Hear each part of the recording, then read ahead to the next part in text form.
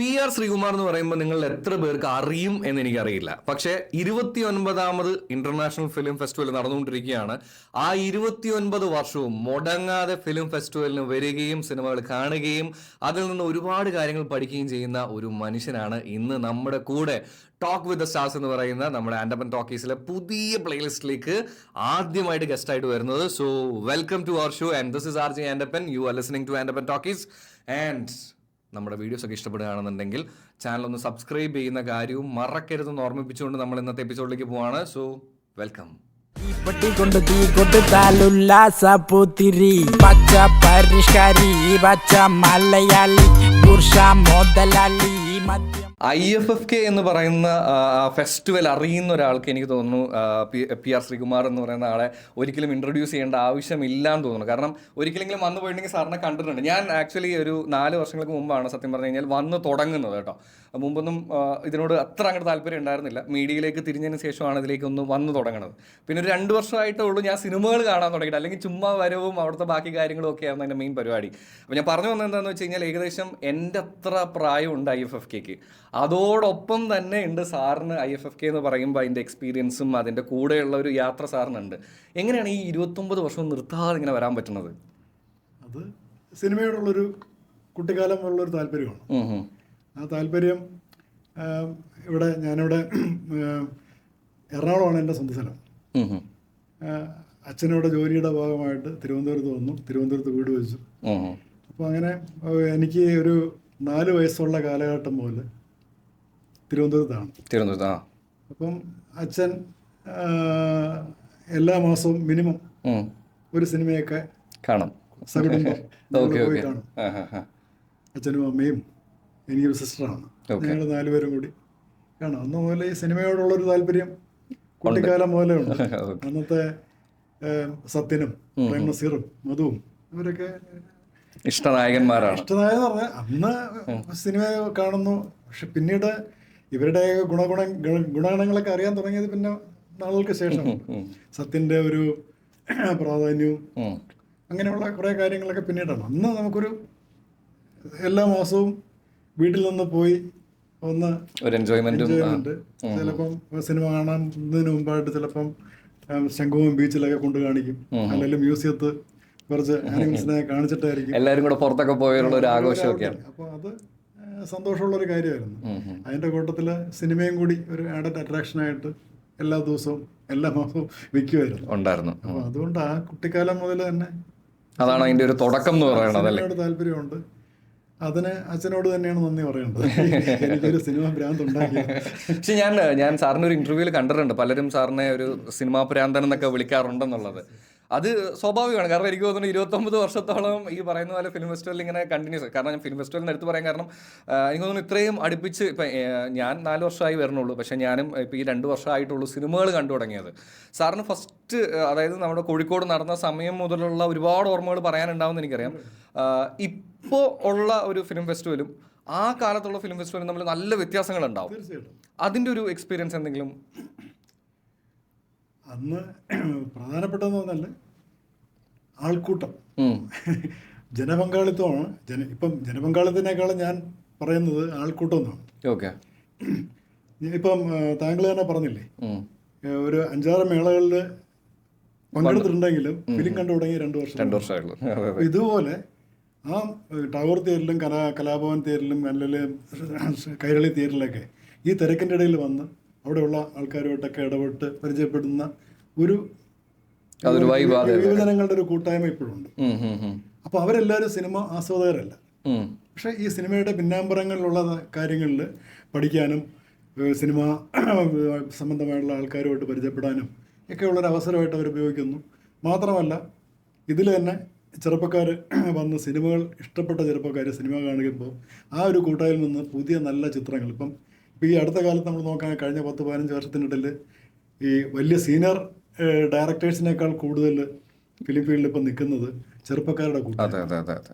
അപ്പോൾ ആ ഒരു വ്യത്യാസം തീർച്ചയായിട്ടും ഉണ്ട്. അന്ന് മറ്റേ കോഴിക്കോടും അതിനുശേഷം തിരുവനന്തപുരത്തും കൊച്ചിയിലൊക്കെ വന്നപ്പോഴത്തേക്കും ഡെലിഗേറ്റ്സിൻ്റെ ഒക്കെ എണ്ണം എന്ന് പറയാവുന്നിടത്ത് ഒരു 2000-3000 ഇടയ്ക്കായിരുന്നു.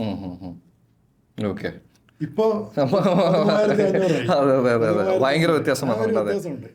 അപ്പം നമ്മൾ നോക്കേണ്ടതെന്ന് പറഞ്ഞാൽ 13,500 ഡെലിഗേറ്റ്സ് ഉണ്ടെങ്കിൽ പോലും നമുക്കൊരു 7,000 സീറ്റുകൾ ഈ 15 തിയേറ്ററുകളിൽ നിന്നുള്ളൂ അവൈലബിൾ ആയിട്ടുള്ളൂ. അതെ അതെ. അപ്പം ശരിക്കും പറഞ്ഞാൽ വലുതായിട്ട് ബഹളം ഉണ്ടാക്കാതെ സംഘാടകരെയും ആരെയും ചീത്ത വിളിക്കാതെ ഈ 13,500 ഡെലിഗേറ്റ്സ് 7,000 സീറ്റിൽ ഒതുങ്ങുന്നതിൻ്റെ കാരണം അതിൽ നല്ലൊരു ശതമാനം ഈ ഒരു അതെ സിനിമയല്ലാതെയുള്ള ആക്ടിവിറ്റീസിൽ വ്യാപരിക്കുന്നതുകൊണ്ടാണ്. ഇല്ലെങ്കിൽ ഞാൻ 1,000 രൂപ ഡെലിവറി ഫീസ് കൊടുത്തിട്ട് എനിക്കൊരു സിനിമ കാണാൻ പറ്റാതിരിക്കുമ്പോഴത്തേക്കും ഞാൻ സ്വാഭാവികമായിട്ടും അതുണ്ടാവും. പക്ഷേ സാർ പറഞ്ഞൊരു വലിയ പോയിന്റാണ്. കാര്യം എന്താണെന്ന് വെച്ച് കഴിഞ്ഞാൽ ഞാനും അത് കഴിഞ്ഞ കുറച്ച് നാളുകളായിട്ട് മനസ്സിലാക്കിയിട്ടുണ്ട്. കാര്യം എന്താണെന്ന് വെച്ച് കഴിഞ്ഞാൽ എന്ന് വെച്ചാൽ സിനിമ കാണുക എന്നുള്ളത് മാത്രമല്ല, സിനിമയെക്കുറിച്ച് ഒരുപാട് കാര്യങ്ങൾ അറിയാനും ഞാൻ സത്യം പറഞ്ഞാൽ പല ടേംസും അറിഞ്ഞതും പഠിച്ചതും ഒക്കെ ഇവിടെ വന്നതിന് ശേഷമാണ് കേട്ടോ. അതുപോലെ തന്നെ ചില സമയത്ത് ക്യാമറയിൽ എങ്ങനെ ഫേസ് ചെയ്യണം, എങ്ങനെ സംസാരിക്കണം, ഈ കാര്യങ്ങൾ, പിന്നെ ഓപ്പൺ ഫോറത്തുള്ള ഡിസ്കഷൻസ്, അതെല്ലാം ആക്ച്വലി ഭയങ്കര ഇൻട്രസ്റ്റിംഗ് ആയിട്ടുള്ള അതൊക്കെ ഫസ്റ്റ് ആ സമയം മുതലേ ഉള്ളതാണോ? ഓപ്പൺ ഫോറം ഒക്കെ മറ്റേ കോഴിക്കോട്, പക്ഷേ ഓപ്പൺ ഫോറം ഞാൻ അധികം കണ്ടിട്ടില്ല. കാരണം ഞാൻ കോഴിക്കോട് ഉദ്ഘാടന ദിവസവും അടുത്ത ദിവസം ഉച്ച കഴിഞ്ഞപ്പോഴത്തേക്ക് ഞാനങ്ങ് പോന്നു. ഓക്കെ. ബാക്കിയുള്ളതിലൊക്കെ ഓപ്പൺ ഫോറത്തിന് ഒരു ഇതുണ്ടായിരുന്നു. അതൊരു ഇന്റർനാഷണൽ സ്റ്റാൻഡേർഡിൽ ഓപ്പൺ ഫോറം അന്ന് പോലെ ഉണ്ട്. Okay okay. അപ്പം അതുകൊണ്ട് പക്ഷെ ഇവിടെ നമുക്കൊരു മറ്റേ ചലച്ചിത്ര അക്കാദമിയുടെ അക്കാദമി ഇത് ഏറ്റെടുത്തതിന് ശേഷമാണ് ഇതിന് കുറച്ചും കൂടി ഒരു അടുക്കും ചിട്ടയുണ്ട്. KSFDC നടത്തിയപ്പോഴും രണ്ടാമത്തെയും മൂന്നാമത്തെയും ഫെസ്റ്റിവലിലൊക്കെ ഓപ്പൺ ഫോറം ചെറിയ രീതിയിലൊക്കെ ഉണ്ടായിരുന്നു. അതും ആക്ച്വലി എനിക്ക് തോന്നുന്നു ഇതിന്റെ ഒരു വലിയൊരു ഇമ്പോർട്ടൻറ്റ് ഭാഗം തന്നെയാണ്. കാരണം എന്താണെന്ന് വെച്ച് കഴിഞ്ഞാൽ സിനിമ കാണുക എന്നുള്ളത് മാത്രമല്ല, അതിനെക്കുറിച്ച് ഡിസ്കസ് ചെയ്യുമ്പോൾ അതിൻ്റെ അനുസരിച്ചുള്ള ഒരു ഡെവലപ്മെന്റ് കൂടെ ഉണ്ടാവുണ്ടല്ലോ. പക്ഷെ അതിൽ ഞാൻ ചിലടത്ത് കാണുമ്പോഴത്തേക്കും സാധാരണ ഇതിൽ നമ്മുടെ മലയാളം സംവിധായകരുടെ ചിത്രങ്ങളെക്കുറിച്ചുള്ള ചർച്ച വരാത്ത ഭാഗങ്ങളിലൊക്കെ അത് സ്മൂത്തായിട്ട് പോകുന്നു. മറ്റു സ്ഥലങ്ങളിൽ ഇത് രണ്ട് വിഭാഗങ്ങളായിട്ട് നിന്നിട്ട് ചില ആർഗ്യുമെന്റ്സും കാര്യങ്ങളും. അതുകൊണ്ട് ഞാൻ ശരിക്കും പറഞ്ഞാൽ ഇപ്പൊ ഈ ഓപ്പൺ ഫോറത്തിന് അധികം പോകാറില്ല. Okay okay. സാർ എനിക്ക് വേറൊരു കാര്യം കൂടെ ചോദിക്കാനുണ്ട്. കാര്യം എന്താണെന്ന് വെച്ച് കഴിഞ്ഞാൽ ഈ സമയത്തൊക്കെ ആക്ച്വലി വർക്ക് ഉണ്ടായിരുന്ന സമയങ്ങളാണ്. അപ്പോൾ അതെങ്ങനെയാണ് മാനേജ് ചെയ്തത്? കാര്യം എന്താണെന്ന് വെച്ച് കഴിഞ്ഞാൽ സ്പെഷ്യൽ സെക്രട്ടറി ആയിട്ടാണ് സാറ് റിട്ടയർ ചെയ്യുന്നത്, അഡീഷണൽ സെക്രട്ടറി ആയിട്ടാണ് റിട്ടയർ ചെയ്യുന്നത്. അപ്പം ഭയങ്കര ബിസി ആയിട്ടുള്ള ഒരു ഷെഡ്യൂൾ ഉള്ള ഒരാളാണ്. ആ ആള് ഈ പറയുന്ന 10 ദിവസങ്ങളോളം അല്ലെങ്കിൽ ഒരു 7-8 ദിവസങ്ങളോളം എങ്ങനെയാണ് അതിനെ മാനേജ് ചെയ്തുകൊണ്ടിരുന്നത്? അല്ല, ഞാൻ ഒരു അണ്ടർ സെക്രട്ടറി, പിന്നെ ഡെപ്യൂട്ടി സെക്രട്ടറി, ജോയിന്റ് സെക്രട്ടറി, ആ 3 ഘട്ടങ്ങളിൽ ഞാൻ ലീവ് ലീവായിട്ട് തന്നെ എടുക്കുമായിരുന്നു. കാരണം അന്നൊരു ഭാരിച്ച ഉത്തരവാദിത്തമില്ല. സെക്രട്ടറിയിലെ ഒരു സെക്ഷന്റെ ചുമതല മറ്റേ ഒരു വകുപ്പിലെ ഒരു അണ്ടർ സെക്രട്ടറി അല്ലെങ്കിൽ ഡെപ്യൂട്ടി സെക്രട്ടറി, ജോയിന്റ് സെക്രട്ടറി എന്നുള്ളൊരു രീതിയിലാണ്. ആ സമയത്ത് അത് വന്നില്ല. സാധാരണ എനിക്ക് എലിജിബിൾ ആയുള്ള ലീവ് ഡിസംബറിലാണ് ഈ മേള നടക്കുന്നത്. ഒരു സർക്കാർ ഉദ്യോഗസ്ഥന് അയാളുടെ ക്രെഡിറ്റിലുള്ള ലീവ് ഡിസംബർ 30 മുമ്പ് എടുത്ത് തീർക്കണം. ഞാൻ ഇതിനു വേണ്ടി ഒരു 5 ലീവ് മാറ്റിയിട്ടേക്കും. എലിജിബിൾ ആയുള്ള ലീവ് എനിക്ക് എടുക്കണം. അതുകൊണ്ട് ഇപ്പം ഇതിന്റെ ഒരു മേളയുടെ ഒരു പ്രത്യേകത എന്ന് പറഞ്ഞാൽ സെക്കൻഡ് ഫ്രൈഡേ ആണ് സ്റ്റാർട്ട് ചെയ്യുന്നത്. അപ്പോൾ സെക്കൻഡ് സാറ്റർഡേ നമുക്ക് സർക്കാരിന് അവധിയാണ്, സൺഡേ. അപ്പൊ ഈ 2 ദിവസം കഴിഞ്ഞാൽ പിന്നെ ഒരു 3 ദിവസം ലീവ് എടുക്കും. തിങ്കൾ ചൊവ്വ ഫുൾ പ്ലാൻഡ് ആയിട്ടുള്ള പരിപാടീസ്. പിന്നെ മറ്റത് ചിലപ്പോൾ ഒരു ഇട സമയത്തൊക്കെ രാവിലെ ഒരു മൂവി കണ്ടിട്ടായിരിക്കും പോണത്. പിന്നെ ആഫ്റ്റർനൂൺ വൈകുന്നേരത്തെ 2 ഷോയും കൂടി കണ്ട് അങ്ങനെ. പിന്നെ ഞാൻ അഡീഷണൽ സെക്രട്ടറി ആയപ്പോഴത്തേക്കും ഞാൻ പാലോട് ട്രോപ്പിക്കൽ ബൊട്ടാണിക് ഗാർഡന്റെ രജിസ്ട്രാറായിട്ട് പാലോടാണ്. അപ്പോൾ അവിടെ ഇത്തിരി ഉത്തരവാദിത്വം ഉണ്ട്. എന്നാൽ പോലും ഈ ഫെസ്റ്റിവലിന്റെ സമയത്ത് ഞാൻ ലീവ് എടുക്കുമായിരുന്നു. ഫെസ്റ്റിവലിനനുസരിച്ച് ഞാൻ അഡ്ജസ്റ്റ് ചെയ്യുമായിരുന്നു. അത് കഴിഞ്ഞിട്ട് പിന്നെ ഞാൻ കുടുംബശ്രീ ഡയറക്ടറായിട്ട് വന്നപ്പോൾ അതിന്റെ ഷെഡ്യൂള് നമ്മുടെ സമയമായിട്ട് ക്രമപ്പെടുത്താൻ പറ്റില്ല. അത് ചിലപ്പോൾ എന്നാൽ പോലും മിനിസ്റ്ററും അവിടുത്തെ എക്സിക്യൂട്ടീവ് ഡയറക്ടറൊക്കെ സപ്പോർട്ടായിരുന്നു. സിനിമയ്ക്ക് പൊക്കോളാൻ പറയും. ആ ഒരു സപ്പോർട്ട് ഉണ്ടായിരുന്നു. എനിക്ക് തോന്നുന്നു ആ ഒരു ഇത് വേണമല്ലോ. കാര്യം എന്താണെന്ന് വെച്ച് കഴിഞ്ഞാൽ എന്താന്ന് പറഞ്ഞാല് ബാക്കി ഞാൻ ഓഫീസിലുള്ള സമയത്ത് സിൻസിയറായിട്ട് വർക്ക് ചെയ്യുന്ന ഒരാളായിട്ട് ആയതുകൊണ്ടായിരിക്കും ഇവര് ഈ ഒരു ആവശ്യത്തിന് സഹായിക്കുന്നത്. പിന്നെ ഞാൻ മറ്റേ പ്രിന്റിംഗ് ഡയറക്ടറായിട്ടുണ്ടായിരുന്നു. ആ സമയത്തും ഇതായിരുന്നു. പിന്നെ അതിനുശേഷം മിനിസ്റ്ററുടെ പ്രൈവറ്റ് സെക്രട്ടറി ആയിട്ട് 2.5 വർഷം ഇരുന്നു. ഓക്കെ. മിനിസ്റ്റർ ആ സമയത്ത് PS ഇവിടെ ഇരിക്കണ്ട സിനിമയ്ക്ക് പോകും സപ്പോർട്ടായിരുന്നു എന്ന് പറയുന്നത്. പക്ഷെ എന്നാലും ഞാൻ അവിടുത്തെ ഒരു സാഹചര്യമൊക്കെ നോക്കിയിട്ട്, നമുക്കറിയാലോ ഓഫീസിലെ മിനിസ്റ്ററുടെ തിരക്ക്, അന്നത്തെ ഷെഡ്യൂള്, ഇതെല്ലാം നോക്കിയിട്ട് ഞാൻ സ്വയം അതിനനുസരിച്ച് പ്ലാൻ ചെയ്ത് കാര്യങ്ങളെല്ലാം സെറ്റ് ചെയ്തിട്ട് അതുകൊണ്ട് മിനിസ്റ്ററുടെ കൂടെ ഇരിക്കാൻ നേരത്ത് ഞാനൊരു പകൽ സമയത്തുള്ള ചിത്രങ്ങൾ. ആ സമയത്ത് മിനിസ്റ്ററിന്റെ കൂടെ പോയി സിനിമ കാണാൻ പറ്റിയിട്ടുണ്ടോ? ഇല്ല. ഇന്നലെ ഞങ്ങൾ ആക്ച്വലി കാണുന്ന സമയത്ത് MP രാജേഷ് സാറും കൂടെ ഉണ്ടായിരുന്നു, സിനിമയ്ക്ക് ഉണ്ടായിരുന്നു, ഞാൻ കയറിയ സമയത്ത് ഉണ്ടായിരുന്നു. സാർ അതുപോലെ തന്നെ എനിക്ക് ഇതിൽ വേറൊരു കാര്യം ചോദിക്കാണ്ടായിരുന്നെന്ന് വെച്ച് കഴിഞ്ഞാൽ, സിനിമ ഞാൻ വിശ്വസിക്കുന്നത് എങ്ങനെയാണെന്ന് വെച്ച് കഴിഞ്ഞാൽ എൻ്റെ ക്യാരക്ടർ ഫോർമേഷനിലൊക്കെ ഭയങ്കരമായിട്ട് ഹെൽപ്പ് ചെയ്തതുപോലെ എനിക്ക് പേഴ്സണലി ഫീൽ ചെയ്തിട്ടുണ്ട്. കാരണം ചില സമയത്ത് നമുക്ക് സ്കൂളിൽ നിന്നോ അല്ലെങ്കിൽ ചിലപ്പോൾ പല സ്ഥലങ്ങളിലൊന്നും അറിയാത്ത കാര്യങ്ങളെല്ലാം സിനിമകളിലൂടെ നമുക്ക് അറിയാൻ സാധിച്ചിട്ടുണ്ടെന്ന് വിശ്വസിക്കുന്ന ഒരാളാണ് ഞാൻ. സാറിന് എന്നെക്കാളും എക്സ്പീരിയൻസ് സിനിമ കണ്ടും മനസ്സിലാക്കിയിട്ടുമുണ്ട്. അങ്ങനെ തോന്നിയിട്ടുണ്ടോ എപ്പോഴെങ്കിലും? അല്ല, തീർച്ചയായിട്ടും. ഞാൻ നിങ്ങൾക്ക് അറിയാവുന്ന എനിക്കറിയില്ല, ഞാനൊരു 7 ഡോക്യുമെന്ററി ചിത്രങ്ങൾ ചെയ്തിട്ടുണ്ട്. ഓക്കെ. ഒരു ഷോർട്ട് ഫിലിം ഇന്റർനാഷണൽ, അതില് 2 ഇന്റർനാഷണൽ മേളകളിൽ പങ്കെടുത്താണ്. ഓക്കെ. ഒരെണ്ണത്തിന് സ്റ്റേറ്റ് അവാർഡ് കിട്ടിയിട്ടുണ്ട്. അപ്പം ഇതിൻ്റെയൊക്കെ ശരി പറഞ്ഞാൽ ഞാൻ ഒരു സ്ഥലത്തും പോയിട്ട് ഈ ഇതിന്റെ കാര്യം ഡോക്യുമെന്ററിയോ ഒന്നും പഠിച്ചിട്ടൊന്നുമില്ല. ഓക്കെ. എൻ്റെ ഗുരു ഈ സിനിമകളാണ്, ചിത്രങ്ങളാണ്. അപ്പൊ അതൊക്കെ ചില ഇത് കാണുമ്പോഴത്തേക്കും ചില ഇത് അവരെടുത്തിരിക്കുന്ന രീതി കാണുന്നു, ഇതൊക്കെ നമ്മുടെ മനസ്സിൽ നന്നായിട്ട് കയറുന്നതാണ്. അപ്പം അങ്ങനെയുള്ള ചില ഇത് എൻ്റെ ഇതിന് സഹായിച്ചിട്ടുണ്ട്. എൻ്റെ ഗുരു മേളയിലെ ചിത്രങ്ങളാണെന്ന് വേണമെങ്കിൽ പറയാം. അപ്പോൾ ക്യാരക്ടറിലും ഫോർമേഷനിലൊക്കെ ഇത് സഹായിച്ചിട്ടുണ്ട്. അത് പറയാൻ പറ്റില്ല, നമ്മുടെ ജന്മനാനുള്ള ഒരു ഇതാണല്ലോ. പക്ഷെ വനയാത്രകളൊക്കെ മറ്റേ വർഷങ്ങളായിട്ടുള്ളതാണ്. കാരണം ഞാനൊരു 18 വയസ്സ് 19 വയസ്സുള്ള കാലം പോലെ തന്നെ വനയാത്രകളുള്ളതാണ്. ആ സമയത്തൊക്കെ അന്നത്തെ കുറേ ചിത്രങ്ങളും, പിന്നെ അന്ന് ഈ TV ചാനൽസൊക്കെ പോപ്പുലർ അല്ലല്ലോ. അപ്പൊ അതല്ലാതെ തന്നെ സമയത്ത് ചില സ്ഥലങ്ങളിലൊക്കെ ഇവിടെ BBC-യുടെ മറ്റേ ആറ്റൻബറോയുടെയൊക്കെ ചില വീഡിയോസ് ചില പ്ലാറ്റ്ഫോമുകളിൽ ഫിലിം, അന്ന് ഇതുമില്ല, ഫിലിം ഇട്ട് കാണിക്കും. അങ്ങനെയുള്ളതൊക്കെ ഭയങ്കര ഇൻട്രസ്റ്റ് ആയിരുന്നു. അങ്ങനെ വരുമ്പോഴാണ് ഈ ഫിലിം ഡിവിഷൻസ് ഹിമാലയസിൻ്റെയും പിന്നെ പ്രധാനപ്പെട്ട ചില ഭാഗങ്ങളിലുള്ള നദി, അങ്ങനെയുള്ള ചില സ്ഥാനങ്ങളുടെ ഒരു 1 മണിക്കൂറോ ഉള്ള ഒരു ഇതായി കാണിക്കും. അപ്പൊ അങ്ങനെയുള്ള ഇതിൽ നിന്നാണ് പിന്നെ യാത്രകളിലേക്ക് ഇഷ്ടം തോന്നിയത്. യാത്രകൾ ചെയ്യാറുണ്ട്. യാത്ര ഇന്ത്യയിലുള്ള മിക്കവാറും എല്ലാ സംസ്ഥാനത്തെയും മലകള് വനമേഖലകളായി കടന്നു. ഹിമാലയസിലൊരു ഫിലിം ഫെസ്റ്റിവലിലെ മാത്രമല്ല, യാത്രയിലും ഒരു കില്ലാടിയാണ്. 5 സ്ഥലങ്ങളിലെ യാത്രയൊക്കെ, കാശ്മീർ മുതൽ അരുണാചൽ പ്രദേശ് വരെയുള്ള 5 ഡെസ്റ്റിനേഷൻസ് 5 പ്രാവശ്യമായിട്ട് കവർ ചെയ്തിട്ടുണ്ട്. അതും മതിയാതായപ്പോഴത്തേക്ക് പിന്നെ നേപ്പാളിലും ഭൂട്ടാനിലും കൂടി മല നന്നായിട്ടൊന്ന് കാണാൻ വേണ്ടി. ഇനി എങ്ങോട്ടെങ്കിലും പ്ലാൻ ഉണ്ടോ?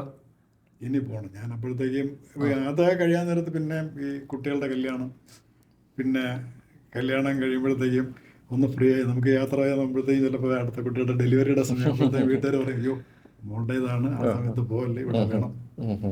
അങ്ങനെയൊക്കെ വന്നതുകൊണ്ട് ഈ ചെറിയ രീതിയിലൊക്കെ നമ്മൾ തന്നെ സ്വയം ഒന്ന്. ഇനിയിപ്പം ഞങ്ങളുടെ ഈ കോവിഡിന് തൊട്ട് മുമ്പ് ഞങ്ങൾ എല്ലാ വർഷവും ഞങ്ങളിങ്ങനെ ഞങ്ങളുടെ ചെറിയൊരു ഗ്രൂപ്പുണ്ട്.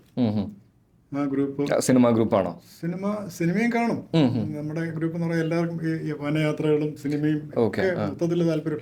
എൻ്റെ ഡോക്യുമെന്ററീസിന്റെ പ്രൊഡ്യൂസ് ചെയ്യാൻ വേണ്ടി സഹായിച്ചതൊക്കെ എൻ്റെ ഈ കൂട്ടുകാരാണ്, ഗ്രൂപ്പ് തന്നെയാണ്. മനസ്സിലായി. അപ്പൊ ഇത് ഒറ്റയ്ക്ക് നമുക്ക് ചെയ്യാൻ പറ്റില്ല. അന്ന് ചെറിയൊരു വരുമാനം വെച്ചിട്ട് നമ്മളിത് ചെയ്യുന്നതുകൊണ്ട് അങ്ങനെ ഈ ഒരു കൂട്ടായ്മ വന്നിട്ടുണ്ട്. അപ്പം ഞങ്ങൾക്ക് അതെവിടെ ഇവിടെ വർക്ക് ചെയ്യുന്നിടത്തുള്ളതാണോ? ട്രിവാൻഡ്രത്ത് സെക്രട്ടേറിയറ്റിൽ വർക്ക് ചെയ്യുന്ന സുഹൃത്തുക്കളുണ്ട്. ഇത് എൻ്റെ കൂടെ ഈ ഫിലിം ഫെസ്റ്റിവലിൽ വന്ന് സഹായിച്ച എൻ്റെ ബ്രദറിൻ്റെ കൂടി ഈ ഫിലിമിൻ്റെ പ്രൊഡക്ഷനിലൊക്കെ സഹായിക്കുമായിരുന്നു.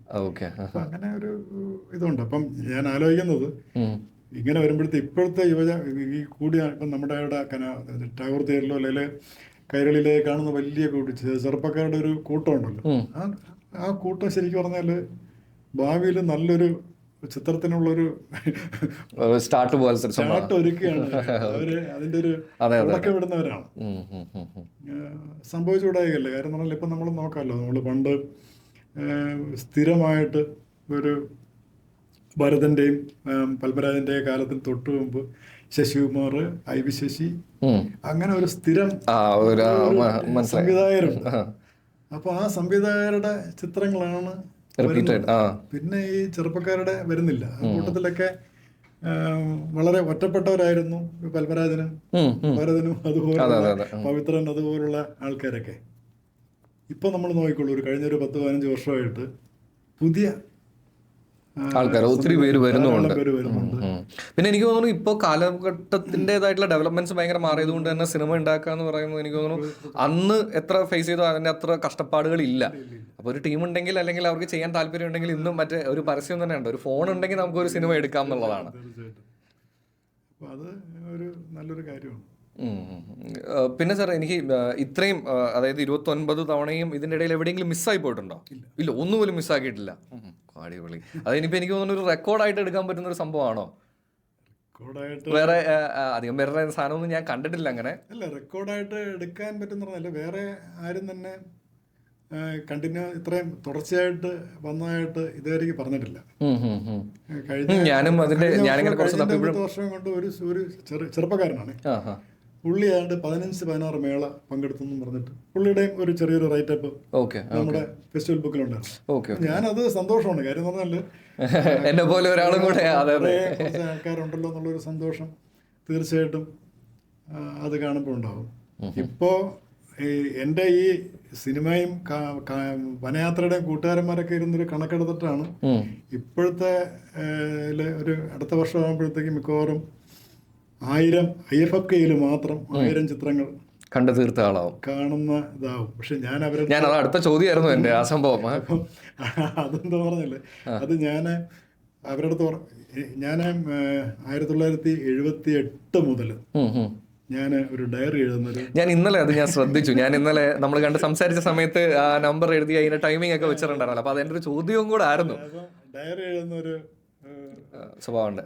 നല്ല ഗുണമാണോ ചീത്ത ഗുണമാണോ ഉണ്ട്. അപ്പൊ അതില് ഞാൻ കടന്നുപോയ വഴികളും തെറ്റായ വഴികളും ശരിയായ വഴികളും എല്ലാം എഴുതി വെക്കും, കള്ളമില്ലാതെ എഴുതിയിട്ടുണ്ട്. അപ്പം നമ്മൾ അത് വെച്ചിട്ട് എനിക്ക് ആ ഡയറികളെല്ലാം പരിശോധിച്ച് ഞാനപ്പോൾ എൻ്റെ ഫ്രണ്ട്സിൻ്റെ അടുത്ത് പറഞ്ഞതാണ്. ഞാൻ ആ ഡയറിയിൽ ഞാൻ കാണുന്ന ചിത്രങ്ങൾ ഒക്കെ ഞാൻ നോട്ട് ചെയ്യും. 1978 ഡയറി എന്നൊക്കെ പറയും. അപ്പോൾ അതിന്റെ ഒരു റിവ്യൂ പോലെയും കൂടെ എഴുതുമോ? റിവ്യൂ പോലെ ഇപ്പോഴൊക്കെയാണ് എന്ന് പറഞ്ഞാൽ ഞാൻ എഴുതുന്ന പറഞ്ഞാൽ നല്ല കണ്ടു ഞാൻ അതിനെ റേറ്റ് ചെയ്യുന്നത് വെരി ഗുഡ് ആവറേജ് എന്നൊക്കെ ആയിരിക്കും. വളരെ അപൂർവമായിട്ട് എക്സലന്റ് എന്നൊക്കെ പറഞ്ഞിട്ട് ഞാൻ നോട്ട് ചെയ്യും. അല്ലാതെ നമുക്ക് ഒരു 5 ചിത്രം ഫെസ്റ്റിവലിൽ 5 ചിത്രം കണ്ട് 5 കൂടി റിവ്യൂ എഴുതാനുള്ള സ്ഥലം ആ പേജിലും കാണില്ല. അപ്പം അതുകൊണ്ട് ഞാൻ അങ്ങനെ വെക്കുകയുള്ളൂ. അപ്പം ആ ഒരു രീതിയിലുള്ള ഇതാണ്. അപ്പം ആ ഒരു രീതിയിൽ അതെടുത്ത് നോക്കണം. ആ ഡയറി എടുത്ത് നോക്കാൻ നേരത്ത് ഡയറിയിൽ ഞാൻ എഴുതുന്നുണ്ട്. ഞാൻ മറ്റേ വീട്ടിൽ എന്താണ് ക്ലാസ്സിൽ പോകണമെന്ന് പറഞ്ഞിട്ട് സിനിമയ്ക്ക് പോണതും. അപ്പൊ ഇത് വേറെ ആരെങ്കിലും വായിച്ചു കഴിഞ്ഞാലും പ്രശ്നമല്ലേ? ആരും വായിക്കാൻ കൊടുക്കില്ലല്ലേ? കുഴപ്പമില്ല, എന്റെ ജീവിതം എല്ലാവർക്കും വായിക്കാവുന്നതാണ്. വൈഫിൻ്റെ അടുത്ത് പറഞ്ഞു ഡയറി ഞാൻ ഈ കോവിഡ് സമയത്താണ് വെറുതെ ഇരിക്കാൻ നേരത്ത് എനിക്ക് കുറച്ച് എഴുത്തിന്റെ സ്വഭാവമൊക്കെ ഉണ്ട്. അപ്പൊ ഞാൻ ഈ ഡയറി കംപ്ലീറ്റ് 1978 ഡയറി മുതൽ മൊത്തം 2000 കോവിഡിന്റെ സമയമുള്ള 2020 വരെയുള്ള ഡയറി പേജ് ബൈ പേജ് ആയിട്ട് വായിച്ചു. കോവിഡ് നമ്മൾ എല്ലാവരും വീട്ടിലിരുന്ന സമയത്ത് ഞാൻ ഒറ്റയ്ക്ക്. അപ്പം വായിക്കാൻ നേരത്ത് ഭയങ്കര രസമാണ്. കാരണം പറഞ്ഞാൽ നമ്മള് മറന്നുപോയ ചില ഓർമ്മകൾ, അതെ അത് നമ്മുടെ ആ സമയം മുതലുള്ള സാധനങ്ങൾ ചിലപ്പോൾ നമ്മുടെ ഓർമ്മയിൽ പോലും ഉണ്ടാവില്ലല്ലോ. ഓർമ്മകൾ, മറന്നുപോയ വ്യക്തികൾ, അതൊക്കെ ഇങ്ങനെ കടന്നു വന്നു. അപ്പോഴത്തേക്ക് ഞാനെന്ന് പറഞ്ഞാൽ എൻ്റെ വനയാത്രകൾ, അപ്പം ഞാനപ്പം വേറെ കുറച്ച് പേപ്പർ എടുത്തിട്ട് വനയാത്രകളുമായിട്ട് ബന്ധപ്പെട്ടത് വരാൻ നേരത്ത് അത് വേറെ ഒന്നുമില്ല, ഒന്നും എഴുതില്ല. വനയാത്ര എന്നുള്ള ടൈറ്റിലിൻ്റെ പുറത്ത് 1982 മാർച്ച് 10.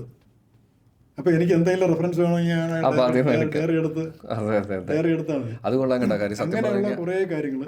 അപ്പം എനിക്ക് ആ ഡയറിയിൽ നിന്ന് ഞാൻ കണ്ട ചിത്രങ്ങളുടെ ഫുൾ ലിസ്റ്റ് എനിക്ക് കിട്ടും. Okay okay. ഞാനിനി അപ്പോൾ അവരുടെ അടുത്ത് പറഞ്ഞു, ഞാനതൊരു കാര്യം ചെയ്യാം, ഇപ്പം നമുക്കൊന്ന് അനൗൺസ് ചെയ്യാൻ അങ്ങനെ പറയേണ്ട ഒരു സ്റ്റേജ് ആയിട്ടില്ല. കാരണം എന്നിട്ട് ചിലപ്പോൾ ഒരു പക്ഷേ ഇവരൊരു റഫായിട്ടൊരു കണക്കാക്കിയെന്ന് പറഞ്ഞില്ല, ഞാൻ ഒരു മാസം ഒരു ഫെസ്റ്റിവലിൽ 35 ചിത്രം കാണും മിനിമം. ആദ്യത്തെ ഫെസ്റ്റിവലിൽ മറ്റേ 2 പടമല്ലേ കണ്ടുള്ളൂ. അപ്പം ഈ 2 മുതൽ 4 വരെയുള്ള ഫെസ്റ്റിവലുകളിലൊക്കെ ഒരു 20 പടം ഒക്കെ കാണാൻ. എൻ്റെ അടുത്തൊരു ചോദ്യം എന്തായിരുന്നു എന്ന് വെച്ച് കഴിഞ്ഞാൽ, ഏത് ഫെസ്റ്റിവലിലാണ് ഏറ്റവും കൂടുതൽ സിനിമ കണ്ടിരുന്നതെന്നും കൂടെ ഉള്ള ഒരു ചോദ്യം ഉണ്ടായിരുന്നു. അപ്പോൾ അത് കഴിയാൻ നേരത്ത് പിന്നെ ഇങ്ങോട്ട് വരും. പിന്നെ ഈ 25ാമത്തെ ഫെസ്റ്റിവലിലാണ് ഈ കോവിഡ് കഴിഞ്ഞിട്ടുള്ള മേളയായതുകൊണ്ട് അത് 4 കഷ്ണമായിട്ടാണ് ചെയ്തത്. അത് തിരുവനന്തപുരത്ത് സ്റ്റാർട്ട് ചെയ്തു, പിന്നെ കൊച്ചി, തലശ്ശേരി, കോഴിക്കോട്, അങ്ങനെ കോഴിക്കോട്ടല്ല പാലക്കാട് 4 സ്ഥലങ്ങളിലായിട്ടാണ് ചെയ്തത്. അപ്പോൾ അതുകൊണ്ട് തിരുവനന്തപുരത്ത് 4 ദിവസമാണ് ഉണ്ടായിരുന്നത്. അപ്പോൾ അന്നൊരു 18-20 ചിത്രങ്ങളെ കണ്ടു.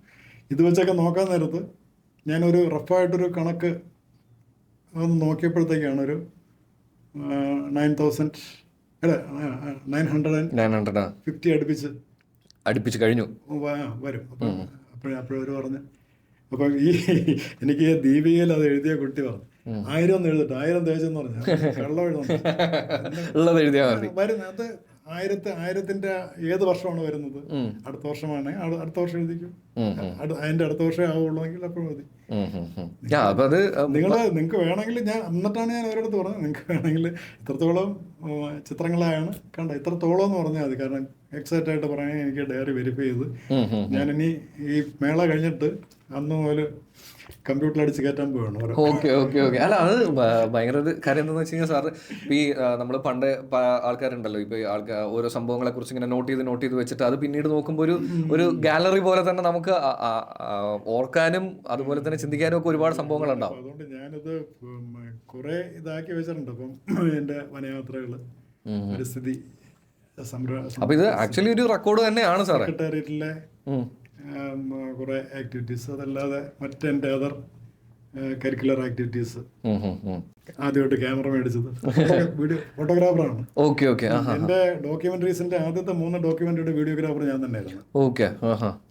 ഡയറക്ടർ, സ്ക്രിപ്റ്റ്, ഡയറക്ടർ എല്ലാം ഞാൻ തന്നെയാണ്. 4ാമത്തെ ചിത്രം മുതലാണ് ഞാൻ ഒരു പ്രൊഫഷണൽ വീഡിയോഗ്രാഫറെ ചെയ്തു. ഇതൊന്ന് സീരിയസ് ആയിട്ട് ചെയ്യേണ്ട കാര്യമാണെന്ന് അപ്പോഴാണ് എനിക്ക് തോന്നി തുടങ്ങിയത്. വെറുതെ ഒരു പിള്ളേര് കളി പോലെ കാണേണ്ട കാര്യമില്ല എന്ന് പറഞ്ഞു. ഞാൻ ഈ നീലക്കുറിഞ്ഞി ആണ് ഞാൻ ആദ്യം ഡോക്യുമെന്ററി. ആ നീലക്കുറിഞ്ഞിയുടെ ഡോക്യുമെന്ററി ചെയ്യാൻ ഉദ്ദേശിച്ചൊന്നുമല്ല. നീലക്കുറിഞ്ഞിയും ആദ്യത്തെ നീലക്കുറിഞ്ഞി പൂക്കാലം കാണാൻ വേണ്ടി പോയതല്ലേ. ഇപ്പം പോയി യാത്രയുടെ ഇടയിൽ യാത്രകൾ അങ്ങനെ ഇപ്പൊ തന്നെ 4 നീലക്കുറിഞ്ഞി പൂക്കാലം കണ്ട ഒരാളാണ് ഞാൻ. ഇനി 1930-ലാണ് 2030-ലാണ് നെക്സ്റ്റ് ഫ്ലവറിങ്. അതും കൂടി കാണാൻ യോഗം ഉണ്ടാവണമെന്ന് വലിയ ആഗ്രഹമുണ്ട്. അപ്പോൾ അതുകൊണ്ട് നീലക്കുറിഞ്ഞിയെ കുറിച്ചിട്ടാണ് ഞാൻ ആദ്യത്തെ. കാരണം എൻ്റെ നീലക്കുറിഞ്ഞി യാത്രയിൽ ഞാനൊരു വീഡിയോഗ്രാഫറെ തിരക്കി. അതായത് 2006 നീലക്കുറിഞ്ഞി യാത്രയ്ക്കാണ് ഞാൻ ഇത് കംപ്ലീറ്റ് ഒന്ന് ഡോക്യുമെന്റ് ചെയ്യണം എന്നുള്ള ആഗ്രഹം. വേറെ ഒന്നും കൊണ്ടല്ല, എന്റെ അമ്മയ്ക്ക് കാണണം, വൈഫിന് കാണണം. അത് പിന്നെ അങ്ങനെ എപ്പോഴും ഉണ്ടാവുന്ന സംഭവം അല്ലല്ലോ. ഫോട്ടോസ് കാണാൻ പറ്റും, പക്ഷെ അതല്ലാതെ വീഡിയോ ഇല്ല. അപ്പം ഞാൻ ഇത് പോകാൻ നേരത്ത് അവിടെ കല്യാണ ഫോട്ടോ ഒക്കെ എടുക്കുന്ന നമ്മുടെ ഒരു സുഹൃത്തുണ്ട്. അയാളുടെ നമുക്കിങ്ങനെ മൂന്നാർ പോയിട്ട് നമുക്കൊരു 2-3 ദിവസം എൻ്റെ കൂടെ വരികയാണെങ്കിൽ നമുക്ക് നന്നായിട്ട് അറിയാം. അതിന് ഫീസ് കൊടുക്കാം, നീ കല്യാണം അതായത് പറഞ്ഞിട്ട് അയാൾ ഓക്കെ പറഞ്ഞിട്ട് ഒരു ദിവസം ചേട്ടാ എനിക്ക് അന്ന് വരാൻ പറ്റില്ല. ഞാൻ പറഞ്ഞു എന്തു പറ്റി? ചേട്ടൻ്റെ അടുത്താണ് ആയതുകൊണ്ട് സത്യം പറയാം, എൻ്റെ ഇത് ഒരാളുടെ റെന്റ് ഔട്ട് ചെയ്ത് വാടകയ്ക്ക് എടുത്തിട്ടാണ് പുള്ളി വരുന്നത്. അപ്പം ഇവിടെയാണ് പോകണമെന്ന് പറഞ്ഞപ്പോഴത്തേക്ക് ഒരു ദിവസത്തെ പോയിട്ട് പെട്ടെന്ന് ഒരു 2-3-5-6 മണിക്കൂർ അവിടെ ഉപയോഗിച്ചിട്ട് കൊണ്ടുവന്നാൽ കുഴപ്പമില്ല. പക്ഷെ നിങ്ങളൊരു 2-3-4 ദിവസം അവിടെ നിൽക്കുമ്പോഴത്തേക്കും ഇതിന്റെ ലെൻസൊക്കെ തണുപ്പിന്റെയും സംഭവങ്ങളൊക്കെ പറഞ്ഞിട്ടായിരിക്കും. അതുകൊണ്ട് അന്ന് അങ്ങനെ നടന്നില്ല. അല്ല അത് പുള്ളിക്ക് പറ്റിയില്ല. അതുകൊണ്ട് പുള്ളി ഈ ഒരു യാത്രയ്ക്കാണെങ്കിൽ ക്യാമറ ഞാൻ തരില്ല എന്ന് പറഞ്ഞു. അങ്ങനെ പുള്ളി എൻ്റെ അടുത്ത് വിളിച്ച് പറഞ്ഞു. അപ്പോൾ പിന്നെ എനിക്കൊരു ഇതാണ്. പിന്നെ ഞാൻ ഭീമാപ്പള്ളിയിൽ പോയിട്ട് സ്വന്തമായിട്ടൊരു സോണിയുടെ ഒരു ക്യാം കോഡർ മേടിച്ചു. ഓക്കെ ക്യാം കോഡറും ഒരു ഇത് ഇങ്ങനത്തെ യാത്രയ്ക്കായതുകൊണ്ട് ഒരു 4 ലെൻസ് 4 ബാറ്ററി അഡീഷണൽ ആയിട്ട് ബാറ്ററി ആയി കൂടി അന്ന് 26,000 രൂപയായി. പക്ഷേ അപ്പോൾ പഠിച്ചിട്ടുണ്ടായിരുന്നോ ഫോട്ടോഗ്രാഫിയോ വീഡിയോഗ്രാഫിയോ ഒക്കെ എന്തെങ്കിലും? ഫോട്ടോഗ്രാഫി ഞാൻ മുമ്പ് മറ്റേ ഫ്യൂജിയുടെ ഒരു സോപ്പ് പൊട്ടി പോലത്തെ ഒരു ക്യാമറ കണ്ടിട്ടുണ്ട്. ഓട്ടോ ഫോക്കസ് ക്യാമറ ഞാൻ പറഞ്ഞില്ലേ, ഞാൻ എൻ്റെ ഒരു 18 വയസ്സ് മുതൽ വനയാത്രകൾ നടത്തുന്നതാണ്. അപ്പോൾ ആ വനയാത്രകളിൽ നമ്മൾ അപ്രതീക്ഷിതമായിട്ട് നമ്മുടെ മുമ്പിൽ ഒരുപാട് വന്യമൃഗങ്ങൾ വന്ന് വിട്ടിട്ടുണ്ട്. പിന്നെ അപൂർവമായുള്ള കാഴ്ചകൾ വിട്ടിട്ടുണ്ട്. ഇതൊന്നും ഒരു ചിത്രം മനസ്സിൽ മാത്രമേ ഉള്ളൂ, അതിൻ്റെ ഒരു പടമില്ല. അങ്ങനെ വന്നപ്പോഴത്തേക്കാണ് ഓർമ്മകളിലേക്ക് കൊണ്ടുവരാൻ ഓട്ടോ ഫോക്കസ് ക്യാമറ. അന്നത്തെ എനിക്ക് തോന്നുന്നു ആ ഓട്ടോ ഫോക്കസ് ക്യാമറ അന്ന് മേടിച്ചതിന് തന്നെ എന്താണ് 800 റുപ്പീസ് കൊണ്ട് ആ സമയത്ത് കൊടുത്തിട്ടാണ് മേടിച്ചത്. അത് വലിയൊരു വിലയാണത്. അന്ന് അധികം അത് ആരെയും അങ്ങനെ കാണാനും പറ്റില്ലല്ലോ, വലിയൊരു വിലയാണ്. പിന്നെ അങ്ങനെ പോയിട്ടാണ് ആ ചിത്രങ്ങളൊക്കെ അങ്ങനെ എടുത്തത്. അപ്പോൾ അങ്ങനെ ഒരു ഫോട്ടോഗ്രാഫിയിലൊരു താല്പര്യം വന്നു. പിന്നെ അതിനുശേഷം ഞാൻ കുറച്ചും കൂടി ബെറ്റർ ആവട്ടെ എന്ന് വിചാരിച്ചിട്ടാണ് ഞാൻ മറ്റേ പെൻടാക്സ് K1000 ഒരു ക്യാമറ പിന്നെ മേടിച്ചു. സെക്രട്ടറിയൽ സർവീസ് ജോലിയായി കിട്ടിയതിനു ശേഷം. നമ്മൾ ഡെവലപ്പ് ആവുന്നതിനനുസരിച്ച് നമ്മുടെ എക്യുപ്മെന്റ്സ് ഡെവലപ്പ് ചെയ്തുകൊണ്ട് ആദ്യത്തെ വർഷത്തെ ശമ്പളം കിട്ടിയപ്പോൾ ആദ്യത്തെ മാസമല്ല, ആദ്യത്തെ വർഷം കിട്ടിയ വരുമാനത്തിൽ നിന്ന് ക്യാമറ വാങ്ങിച്ചു. ക്യാമറ മേടിച്ചു. അപ്പൊ അതെല്ലാം ഇപ്പോഴും എടുത്തു വെച്ചിട്ടുണ്ടോ? ഫോട്ടോസും എല്ലാം? ഫോട്ടോസൊക്കെ ഉണ്ട്, എല്ലാം ഉണ്ട്. വീട്ടിൽ വന്ന ഒരു എനിക്ക് തോന്നുന്ന ഒരു പെൻടാക്സ് K1000 ഞാൻ എടുത്ത നീലക്കുറിഞ്ഞിയുടെ ഒരു photo all India nature photography കോമ്പറ്റീഷന് ഫസ്റ്റ് കിട്ടിയിട്ടുണ്ട്. ഓക്കെ അടിപൊളി. അത് പിന്നെ വേറെ ഇവിടെ നടന്ന ധാരാളം ഫോട്ടോ കോമ്പറ്റീഷൻ, മറ്റേ ഫോട്ടോഗ്രാഫി കോമ്പറ്റീഷനിൽ ഫസ്റ്റും സെക്കൻഡും കൺസലേഷൻ പ്രൈസ് ഒക്കെ. വീട്ടിൽ വന്നു കഴിഞ്ഞാൽ എനിക്കൊരു മ്യൂസിയം പോലെ ഇതെല്ലാം കാണാം. എനിക്ക് തോന്നുന്നു ഡയറി, പേഴ്സണൽ ജേർണൽ തന്നെ ഉണ്ടാവും, ഇഷ്ടം പോലെ ഉണ്ടാവും തോന്നുന്നു. ഡയറി തന്നെ ഇഷ്ടം പോലെ ഉണ്ടാവുമല്ലോ. അപ്പൊ അതൊക്കെ ഈ ഫോട്ടോസ് ഫ്രെയിം ചെയ്ത് വെക്കൽ അങ്ങനെ എന്തെങ്കിലും? ഞാൻ വീട്ടിലൊരു 3 ഫോട്ടോ, നീലക്കുറിഞ്ഞിയുടെ ഒരു 3 ഫോട്ടോ മാത്രമാണ് വലുതാക്കി ചെയ്ത് വെച്ചിട്ടുള്ളത്. ഇനി പ്ലാൻ ഉണ്ടോ? ഏതാണ് ഫോട്ടോസ് ഒക്കെ എടുത്തു വെക്കാനായിട്ട്? ഫോട്ടോസ് കുറെ ഉണ്ട്, ഫോട്ടോസൊക്കെ കുറെ ഉണ്ട്. ഞാനത് വീട്ടിൻ്റെ അകത്ത് ഇതാക്കി വെച്ചിട്ടൊന്നുമില്ല. കുറച്ച് ആൽബങ്ങളിലൊക്കെ ആക്കി വെച്ചിട്ടുണ്ട്. ഈ ആൽബങ്ങളൊക്കെ കുറേയൊക്കെ പിന്നെ ഞാൻ ചെയ്തെന്ന് പറഞ്ഞാൽ അന്ന് ഫിലിമായിരുന്നല്ലോ. പിന്നെ ഞാൻ ഫിലിമൊക്കെ കുറേ വർഷങ്ങൾ കഴിയുമ്പോഴത്തേക്ക് അതിൻ്റെ ഇതൊക്കെ മങ്ങുന്നതുകൊണ്ട് അതിനെ ഒന്ന് ഡിജിറ്റലാക്കി കുറേ മാറ്റിയിട്ടുണ്ട്. പിന്നെ അതിനുശേഷം പിന്നെ ഞാൻ ഒരു കാനൺ EOS 70 ഞാൻ പിന്നെ മേടിച്ചു. അപ്പോൾ അതിന് ശേഷം പിന്നെ നിലവിലുള്ള ക്യാമറ ഇത് തന്നെയാണോ 70? അതാണ്. അപ്പൊ എനിക്ക് തോന്നുന്നു സാർ ഒരു 1000 സിനിമകളാവുന്ന സമയത്ത് ഇതെല്ലാം കൂടെ കാണിക്കാവുന്ന ഒരു സംഭവം തന്നെ ഉണ്ട്. വേണമെങ്കിൽ എനിക്ക് തോന്നുന്നു ഒരു നമ്മുടെ ഈ ആർട്ടിസ്റ്റുകൾ ഒരു ഷോ നടത്തുമല്ലോ, അതുപോലെ തന്നെ സാറിന്റെ ഒരു ആക്ച്വലി ലൈഫ് സ്റ്റോറി ഒരു ഷോ ആയിട്ട് ചെയ്യാവുന്നതാണ് അല്ലേ? ആരെങ്കിലും മുന്നോട്ട് വന്നാൽ അതെ, ഇതിലൂടെ കണ്ടിട്ട് ആരെങ്കിലും വരാമെന്ന് തോന്നുകയാണെന്നുണ്ടെങ്കിൽ. ശരിക്കും പറഞ്ഞാൽ എനിക്ക് തോന്നുന്നു 30 അടുത്ത വർഷത്തേക്ക് 1000 കംപ്ലീറ്റ് ആവാം. അത് ഞാൻ ഇപ്പൊ കൺഫേം പറയാൻ പറ്റില്ല. ഞാൻ ഈ ഡയറിയിലുള്ള എന്റെ കുറിപ്പുകൾ വെച്ചിട്ട് ചിലപ്പോൾ അടിച്ചു നോക്കാൻ നേരത്തെ ഇപ്പൊ ഈ വർഷം തന്നെ ആയി കാണോ? ഓക്കെ. അല്ല, ഞാൻ പറഞ്ഞ അടുത്ത വർഷം അങ്ങനെയാണെന്നുണ്ടെങ്കിൽ നമുക്ക് ഇവിടെ ഒരു മെയിൻ ഇവന്റ് ആയിട്ട് തന്നെ വേണമെങ്കിൽ ചെയ്യാലോ. കാരണം എനിക്ക് തോന്നുന്നു ഇത് ആൾക്കാർ അറിയേണ്ട ഒരു സംഭവം കൂടെയാണ്. കാരണം അല്ല, നമ്മളിത് വെറുതെ വേണമെങ്കിൽ എനിക്ക് വേണമെങ്കിൽ പറയാം, ഒരു നുണ പറയാം. 1000 കഴിഞ്ഞു, 2000 ആയി, എന്നാലും ഓൾമോസ്റ്റ് അടുത്തു. അത് നമ്മൾ ശരിയല്ല. ഞാൻ ഡോക്യുമെന്ററിയിൽ ഞാൻ പഠിച്ചൊരു പാഠമാണ്. നമുക്ക് ഷോർട്ട് ഫിലിം ചെയ്യാൻ നേരത്ത് അതിൽ നമുക്ക് ഭാവനയും കൽപ്പനയൊക്കെ ആവാം. പക്ഷെ ഡോക്യുമെന്ററി നിങ്ങളുടെ മുമ്പിൽ ഞാൻ പ്രസന്റ് ചെയ്യുന്ന ഡോക്യുമെന്ററി സത്യസന്ധമായിരിക്കണം. ശരിയാണ്. അപ്പോൾ അതുകൊണ്ട് ഞാൻ ശരിക്കും പറഞ്ഞാൽ ഡോക്യുമെന്ററി ചെയ്യാൻ വേണ്ടി നീലക്കുറിഞ്ഞിയുടെ ബൊട്ടാണിസ്റ്റ് ആയിട്ടുള്ള നമ്മുടെ സുഹൃത്തുക്കളെയൊക്കെ പരിചയപ്പെട്ട് ഇതുമായിട്ട് ബന്ധപ്പെട്ട കാര്യങ്ങളെല്ലാം വിശദമായിട്ട് പഠിച്ചതിന് ശേഷമാണ് ഞാൻ ഡോക്യുമെന്ററിയുടെ സ്ക്രിപ്റ്റ് തയ്യാറാക്കിയത്. അപ്പൊ നല്ല റിസർച്ച് ചെയ്തിട്ടാണ് റിസർച്ച് ചെയ്തിട്ടാണ് എനിക്ക് നല്ല ഇത് കിട്ടി. അത് അത് ഇംഗ്ലീഷിലും പിന്നെ സബ് ടൈറ്റിൽ ചെയ്ത് സബ് ടൈറ്റിൽ ചെയ്തു. സബ് ടൈറ്റിൽ ചെയ്യുന്നതിനേക്കാൾ സബ് ടൈറ്റിൽ ചെയ്ത് കഴിഞ്ഞാൽ നീലക്കുറിഞ്ഞി ചിത്രങ്ങളുടെ ഒരു ഇതിൻ്റെ ഇടയിൽ സബ് ടൈറ്റിൽ വരാൻ നേരത്ത് വായിക്കാൻ പറ്റില്ല. പിന്നെ ഞാനത് ഇംഗ്ലീഷിലേക്ക് ഡബ് ചെയ്തും കൂടി ചെയ്തിട്ടുണ്ടായിരുന്നു. അതൊക്കെ നന്നായിട്ട് കുറേ പോയിട്ടുണ്ട്. ഇന്ത്യയിലുള്ള മിക്കവാറും ഈ എന്താണ് പരിസ്ഥിതി ഫെസ്റ്റിവലുകളിലൊക്കെ വരാറുള്ളതാണ് ഇത് വന്നിട്ടുണ്ട്. ഈ നീലക്കുറിഞ്ഞിയും ഈ പാമ്പാട്ടത്തിൻ്റെയും പഠിക്കാൻ പോയതിനേക്കാൾ കടുത്തൊരു പഠനമായിരുന്നു. കഥകളിയെക്കുറിച്ച് എനിക്ക് യാതൊന്നും അറിയില്ല. എനിക്കറിയില്ല സാർ, എനിക്കറിയില്ല. എൻ്റെ ഒരു അകന്നൊരു ബന്ധു തൃശ്ശൂർ ഇരിഞ്ഞാലക്കുടയിലാണ്. അദ്ദേഹം കഥകളിയുടെ ചുട്ടിയാശാനാണ്. അത് കഥകളി മേക്കപ്പിൻ്റെ. അപ്പോൾ അദ്ദേഹം തിരുവനന്തപുരത്ത് മറ്റേ എന്തെങ്കിലും പ്രോഗ്രാംസിന് വരാൻ നേരത്ത് അവരുടെ ട്രൂപ്പിന്റെ കലാനിലയം, ഉണ്ണായി വയറ് കലാനിലയം എന്ന് പറഞ്ഞൊരു അതിന്റെ ഒരു ട്രൂപ്പായിട്ട് വരാൻ നേരത്ത് ഇദ്ദേഹമായിരിക്കും ചുട്ടി മാസ്റ്റർ. അപ്പൊ എന്നെ വിളിക്കും, കഥകളി കാണണമെങ്കിൽ വാ. അപ്പൊ ഞാൻ എപ്പോഴും ഇങ്ങേര് ഈ ചുട്ടി കുത്തണ കാണാനാണ് ഞാൻ ചെന്നിരിക്കുന്നത്. അതൊരു 4-5 മണിക്കൂറുള്ളൊരു വലിയൊരു. അപ്പൊ ഞാൻ അദ്ദേഹത്തിന്റെ അവിടെ തന്നെ ഇത് കംപ്ലീറ്റ് എനിക്ക് ഭയങ്കരമായിട്ട് അങ്ങ് ഇഷ്ടപ്പെട്ടു. അത് കഴിഞ്ഞിട്ടാണ് പിന്നെ കഥകളി കുറച്ചു നേരമൊക്കെ കണ്ടിട്ട് പിന്നെയാണ് ഞാൻ ഇദ്ദേഹത്തിന്റെ ഇത് റിട്ടയർമെന്റ് കഴിഞ്ഞിട്ട് ഇദ്ദേഹത്തിനെ ആദരിക്കുന്നൊരു ചടങ്ങ്. ആ ചടങ്ങിൽ പുള്ളി ഇരിഞ്ഞാലക്കുട വരണം. എന്നെ എൻ്റെ റിട്ടയർമെന്റൊക്കെ കഴിഞ്ഞു എന്നെ ആദരിക്കുന്ന ഒരു ചടങ്ങുണ്ട്. വന്നു. അങ്ങനെ ഞാൻ അവിടെ പോയിട്ട് അവിടെ നിന്ന് 2 ദിവസത്തെ പ്രോഗ്രാം 2 ദിവസത്തെ പ്രോഗ്രാം കംപ്ലീറ്റ് ചെയ്തിട്ട് അവിടുത്തെ ബാക്കിയുള്ള കാര്യങ്ങളൊക്കെ ഉണ്ട്. എന്നിട്ട് ഞാനന്ന് കുറെ എൻ്റെ മറ്റേ ക്യാമറ കയ്യിലുള്ളതുകൊണ്ട് മറ്റേ നീലക്കുറിഞ്ഞി പോകാൻ വേണ്ടി ക്യാമ്പ് കോഡർ മേടിച്ചോണ്ട് ഇത് കംപ്ലീറ്റ് ഞാൻ ഷൂട്ട് ചെയ്തിട്ടുണ്ടായിരുന്നു. പക്ഷെ അപ്പോഴും ഇദ്ദേഹത്തിനെ കുറിച്ച് ഒരു ഡോക്യുമെന്ററി എടുക്കണമെന്നുള്ളൊരു ഐഡിയ ഉണ്ടായിരുന്നില്ല.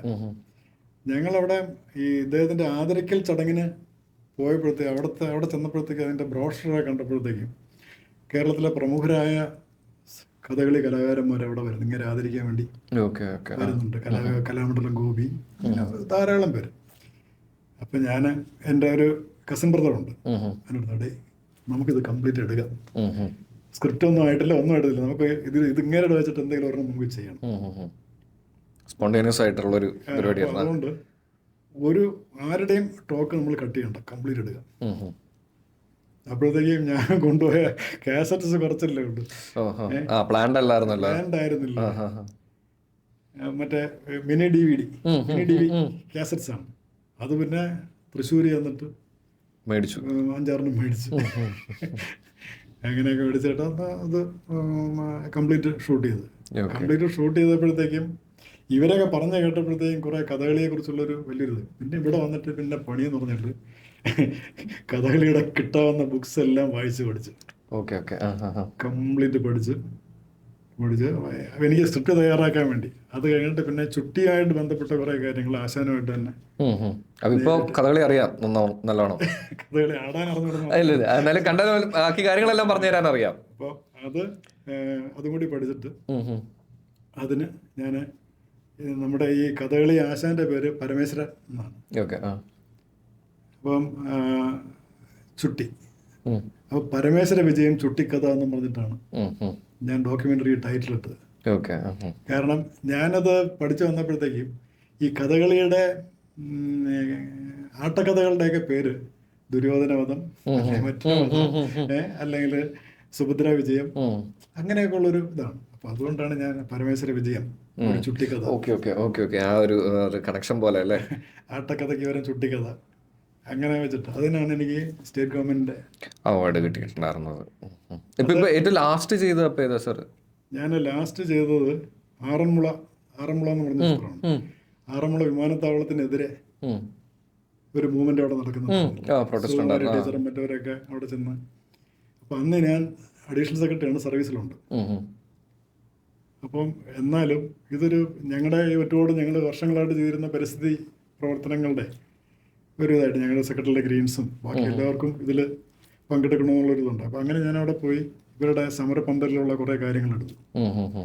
അപ്പോഴും പിന്നെ പഠിക്കേണ്ടി വന്നു ഈ വിഷയത്തെക്കുറിച്ച്. ആറന്മുള ഈ വിമാനത്താവളത്തിൻ്റെ ഈ പ്രസ്ഥാനം ഇവിടെ വരുന്നതും പിന്നെ സമരം പുറപ്പെടുന്നതും അവിടെ ഉണ്ടാകുന്ന മറ്റ് പാരിസ്ഥിതികമായുള്ള തടസ്സം ഇതൊക്കെ. അപ്പം ഇദ്ദേഹം പറഞ്ഞ എന്താണെന്നൊന്നുമില്ല, ഇപ്പം മറ്റേ സുപ്രീം കോടതിയിലൊരു ഗ്രീൻ ട്രൈബ്യൂണലിൻ്റെ ഒരു പരിഗണനയിൽ ഈ ആറന്മുള വിമാനത്താവളത്തിൻ്റെ ഇഷ്യൂ നിൽക്കുന്നുണ്ട്. അപ്പം ഇവിടുത്തെ അപ്പം അതിൻ്റെ ഭാഗമായിട്ടാണ് ഈ സമരം നടക്കുന്നത് ഇവിടെ. അപ്പം അവിടെയുള്ളവർക്കൊന്നും ഗ്രീൻ ട്രൈബ്യൂണലിലെ ആൾക്കാർക്കും മറ്റുമൊക്കെ നമ്മുടെ ആറന്മുളയുടെയും ഈ ഭാഗത്തിൻ്റെ പമ്പയുടെയും അവിടുത്തെ വയലേലകളുടെയൊക്കെ ആ ഒരു പാരിസ്ഥിതിക സന്തുലിതാവസ്ഥ തകർന്നു പോകുന്നൊക്കെ പറയുന്നുണ്ട്. എന്താണ് ഇവിടുത്തെ പാരിസ്ഥിതിക പ്രശ്നങ്ങൾ, ഈ പാരിസ്ഥിതിക സന്തുലിതാവസ്ഥ എങ്ങനെയാണ് തകരുന്നത്, ഇതിനെ കാണിക്കും. പിന്നെ ആറന്മുളയുടെ ഒരു സാംസ്കാരിക പൈതൃകം, കുറച്ച് വള്ളംകളിയും മറ്റൊന്ന്, എന്ത് വള്ളംകളി എന്നൊക്കെയാണ് അവർ ചോദിക്കുന്നത്. അപ്പം അതിൻ്റെ പ്രാധാന്യം അത് അവർക്കറിയില്ല. അപ്പം ഇതൊക്കെ നന്നായിട്ടൊന്ന് സ്പെസിഫിക് ആയിട്ട് കാണിക്കണം. നമ്മൾ സാർ ഞാൻ ജസ്റ്റ് ഇവിടെ വന്ന് ഇവിടെ സമരപ്പന്തലിരിക്കുന്ന ആൾക്കാരുടെ സംസാരം ഒന്ന് കേൾക്കാൻ വേണ്ടി ഞാനാണ്. ഇല്ല അങ്ങനെയല്ല, ശ്രീമാനിന് പറ്റും, ജസ്റ്റ് ഒന്ന് ട്രൈ ചെയ്ത് നോക്കി. ഞങ്ങൾ ഇവിടെ ആവശ്യമുള്ള സഹായങ്ങൾ ചെയ്തു തരാം എന്നാ പറഞ്ഞത്. അപ്പം അങ്ങനെയാണെങ്കിൽ നമ്മളൊന്ന് ശ്രമിക്കാമെന്ന് വിചാരിച്ചിട്ടാണ് പിന്നെ ചെയ്തത്. പക്ഷെ നല്ല വലിയൊരു പണിയാണ്. 57 മിനിറ്റുള്ള ഡോക്യുമെന്ററി ആയിട്ട് മാറി. അതും ഇന്ത്യയിലുള്ള മിക്കവാറും പരിസ്ഥിതി മേളകളിൽ സ്ക്രീൻ പ്രദർശിപ്പിച്ചൊരു ചിത്രമാണ്. അതിൽ എനിക്ക് ഞാൻ വെട്ടിലായി പോയെന്ന് പറഞ്ഞാൽ ഞാൻ സർക്കാരിൻ്റെ നയമായിരുന്നല്ലോ, സർക്കാരിൻ്റെ നയത്തിനെതിരെ സർക്കാരിൻ്റെ ഒരു സീനിയർ ഉദ്യോഗസ്ഥൻ ഇങ്ങനൊരു ഡോക്യുമെന്ററി ചെയ്തത് ചെറിയൊരു വിഷയമായി ഇതായി. പക്ഷെ അതിൽ രക്ഷപ്പെട്ടത് അന്നത്തെ 2 സർക്കാരിലെയും പ്രധാന മുഖ്യമന്ത്രിമാര് ഇതിന്റെ മുന്നോട്ടുള്ള പോക്കിന് സപ്പോർട്ട് ചെയ്തിരുന്നു.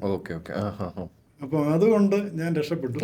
ഇവര് അതിനുള്ളൊരു പ്രതിഷേധം കാണിച്ചത് എന്താന്ന് പറഞ്ഞാല് ഈ ഇതിന്റെ ഇത് നമ്മുടെ ഇന്റർനാഷണൽ ഡോക്യുമെന്ററി മേളയിൽ പ്രദർശിക്കാൻ ഞാൻ കൊടുത്തെങ്കിലും എടുത്തില്ല.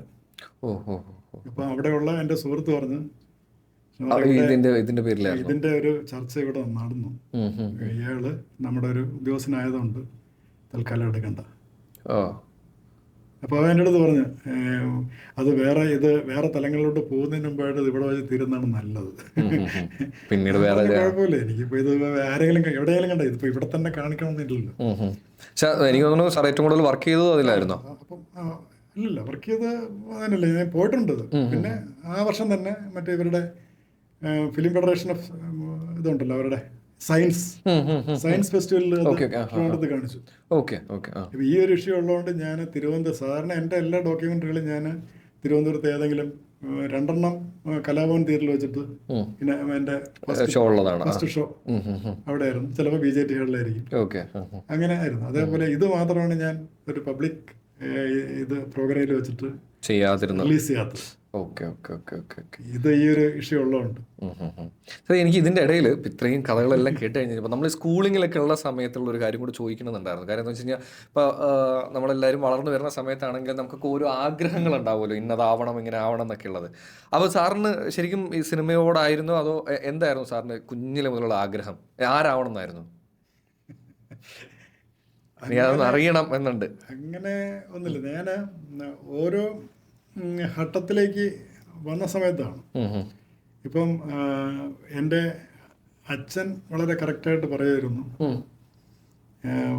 ഈ ഞാൻ പഠിക്കാൻ ഭയങ്കര മോശമായിരുന്നു. പഠിക്കാൻ മോശമായിരുന്നു പറഞ്ഞാൽ ഉഴപ്പനായിരുന്നു. അപ്പം സിസ്റ്റർ ആണെങ്കിലും നന്നായിട്ട്. അപ്പം അച്ഛൻ പറയും ഇവൻ എങ്ങനെയെങ്കിലും ഒന്ന് 10ാം ക്ലാസ് കടന്നു മതി എന്ന് പറയുമായിരുന്നു. അതിനൊരു ഹോസ്പിറ്റലിൽ എടുത്തു. അപ്പം അതുകൊണ്ട് നമുക്കങ്ങനെ വലിയ എഞ്ചിനീയർ, ഡോക്ടർ അങ്ങനെ പ്രതീക്ഷകളൊന്നും പണ്ടില്ല, സ്വപ്നങ്ങളിലില്ലായിരുന്നു. അല്ല, സിനിമ അന്ന് സ്വപ്നത്തിലുണ്ടോ? ഇല്ലല്ലോ, ഒരിക്കലും ഇല്ല. ഡോക്യുമെന്ററി അങ്ങനെ ഒന്നുമില്ല. പിന്നീട് അങ്ങോട്ട് വന്നതാണ്. എനിക്ക് മറ്റേ അന്ന് എനിക്കുള്ളതെന്ന് പറഞ്ഞാൽ ഈ സിനിമ കണ്ടപ്പോഴത്തേക്കും എൻ്റെ മനസ്സിൽ ഭയങ്കരമായിട്ട് സ്വാധീനിച്ചിട്ടുള്ള 2-3 ക്യാരക്ടേഴ്സാണ് ഈ ബ്രൂസ് ലീ. അപ്പോൾ അതുകൊണ്ട് തന്നെ ഞാൻ ആ സമയത്ത് ട്രിവാൻഡ്രത്ത് കരാത്തെ പ്രാക്ടീസ് ചെയ്യുമായിരുന്നു. കരാത്തെ പ്രാക്ടീസ് ചെയ്യുന്നതിന് മുമ്പ് തന്നെ ഇവിടെ സ്പോർട്സ് കൗൺസിൽ ജിംനാസ്റ്റിക്സ്, ഞാൻ അവിടുത്തെ ജിംനാസ്റ്റ് ആയിരുന്നു. ഒരു നാഷണൽ ജിംനാസ്റ്റിക്സ് കോമ്പറ്റീഷന് പോയിട്ടുമുണ്ട്. Okay okay. അപ്പോൾ ഒരു നല്ലൊരു ജിംനാസ്റ്റ് പെർഫോം ചെയ്തിട്ടുണ്ട്. നാഷണൽ ഇവിടെ ജാൻസിൽ വെച്ചാണ്, ഉത്തർപ്രദേശിൽ ജാൻസിലായിരുന്നു ഓക്കെ. ആ വർഷത്തെ കോമ്പറ്റീഷൻ. കിട്ടിയൊന്നുമില്ല, കാരണം ആദ്യമായിട്ടാണ് കേരളത്തിൽ നിന്ന് ജിംനാസ്റ്റിക് ടീം, ഓക്കെ ഓക്കെ, ഒരാളെന്നല്ല ഒരു ടീം, ഒരു ജിംനാസ്റ്റിക് ടീം ഒരു നാഷണൽ കോമ്പറ്റീഷന് പോകുന്നു. ആ ടീമിൽ ഞാനുണ്ടായിരുന്നു. Okay okay okay okay. അപ്പോൾ അപ്പം അതും അച്ഛൻ്റെ ഒരു വിഷനായിരുന്നു. എന്ന് പറഞ്ഞാൽ ഇവൻ പഠിക്കാൻ മെച്ചമല്ല, അപ്പം അങ്ങനെയാണെങ്കിൽ അവന് കായികമായിട്ടുള്ള സ്പോർട്സിലോ മറ്റെന്തെങ്കിലും കാര്യങ്ങളിൽ അവന് ഷൈൻ ചെയ്യാൻ പറ്റുമോ എന്ന് പറഞ്ഞിട്ട് അച്ഛൻ തന്നെയാണ് എന്നെ ജിംനാസ്റ്റിക് സെക്രട്ടറിന്റെ താഴെയാണ് മറ്റേ സ്പോർട്സ് കൗൺസിൽ, സെൻട്രൽ സ്റ്റേഡിയത്തിന്റെ സൈഡിൽ. മനസ്സിലായി. അപ്പൊ അവിടെ എന്നെ ക്ലാസ്സിൽ കൊണ്ടുവിടുന്നത് അച്ഛനാണ്. അച്ഛനന്നേ ഐഡിയ ഉണ്ടായിരുന്നു.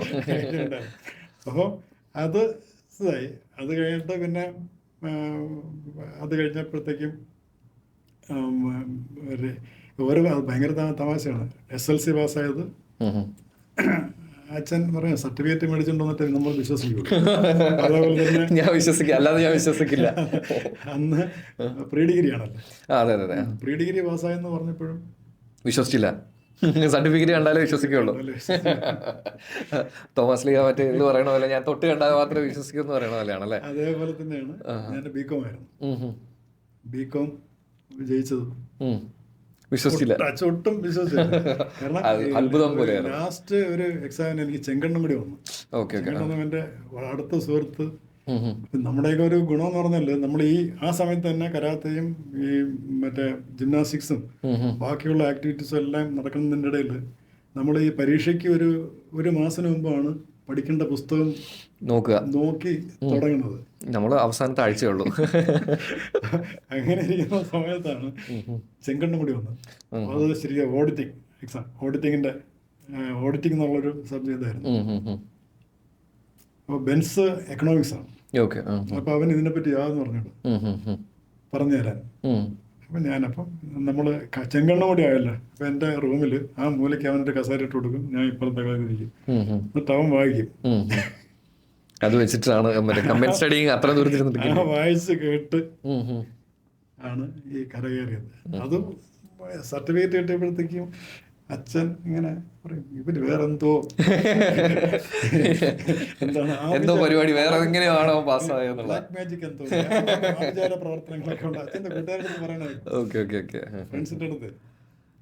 അതുകൊണ്ട് നമുക്കൊരു ഇതില്ലായിരുന്നു. അപ്പം അതുകൊണ്ട് എനിക്ക് അങ്ങനെ ഒരു കുട്ടിക്കാലത്തൊന്നും ഇന്നതാവണം എന്നൊന്നുമില്ലായിരുന്നു. ഞാൻ മറ്റേ നിങ്ങളുടെ മറ്റേ നെടുമങ്ങാട് ഒരു വർഷത്തോളം ഒരു കരാത്തെ ക്ലാസ്, രാജ്കുമാർ എന്ന് പറഞ്ഞിട്ടൊരു ക്യോകുഷിൻ കൈക്കാൻ കരാത്തയുടെ മാസ്റ്ററായിരുന്നു. അങ്ങനെ നടത്തുന്നൊരു ക്ലാസ്സിൽ ഞാനും ഒരു ജോൺ ചെല്ലയൻ എന്ന് പറഞ്ഞിട്ടൊരു ഞങ്ങൾ രണ്ടുപേരും എല്ലാ ആഴ്ചയിലും 2 ദിവസം ക്ലാസ് എടുക്കാൻ വേണ്ടി പോകുമായിരുന്നു. Okay okay. ഇപ്പോഴും പ്രാക്ടീസ് ഉണ്ടോ? ഇല്ല, അന്നൊക്കെ ചെയ്തതിന്റെ ഒരു അത് കാണാനുണ്ട്. അത് സാറിനെ കണ്ടാലും അറിയാം. സാറ് ഞാൻ നടന്നു പോകുമ്പോഴൊക്കെ ആണെങ്കിലും അറിയാം ഹെൽത്തി ആണെന്നുള്ളത് കണ്ടാൽ അറിയാം. അത് മാത്രമല്ല, ഞാൻ അതുകൊണ്ട് ചെറിയ വ്യായാമൊക്കെ ചെയ്യാറുണ്ട്. ജിംനാസ്റ്റിക്സ് ഒക്കെ ഒരു 4-5 വർഷത്തിന് മുമ്പൊക്കെ ഹാൻഡ് സ്പ്രിങ്ങും ബ്ലാക്ക് ഫ്ലിപ്പൊക്കെ അടിക്കുമായിരുന്നു. എനിക്ക് ഷോൾഡർ ഇളകി പോയതുകൊണ്ട് ഷോൾഡറിന്റെ ചെറിയൊരു പ്രശ്നമുള്ളതുകൊണ്ട് ചെയ്യാറില്ല. ഡിസ്ലൊക്കേഷൻ ആണോ? ഡിസ്ലൊക്കേഷൻ. എനിക്കും ഈ വാട്ടർഫോൾസിൽ വീണാണ് കുറേ വർഷങ്ങൾക്ക് മുമ്പ്.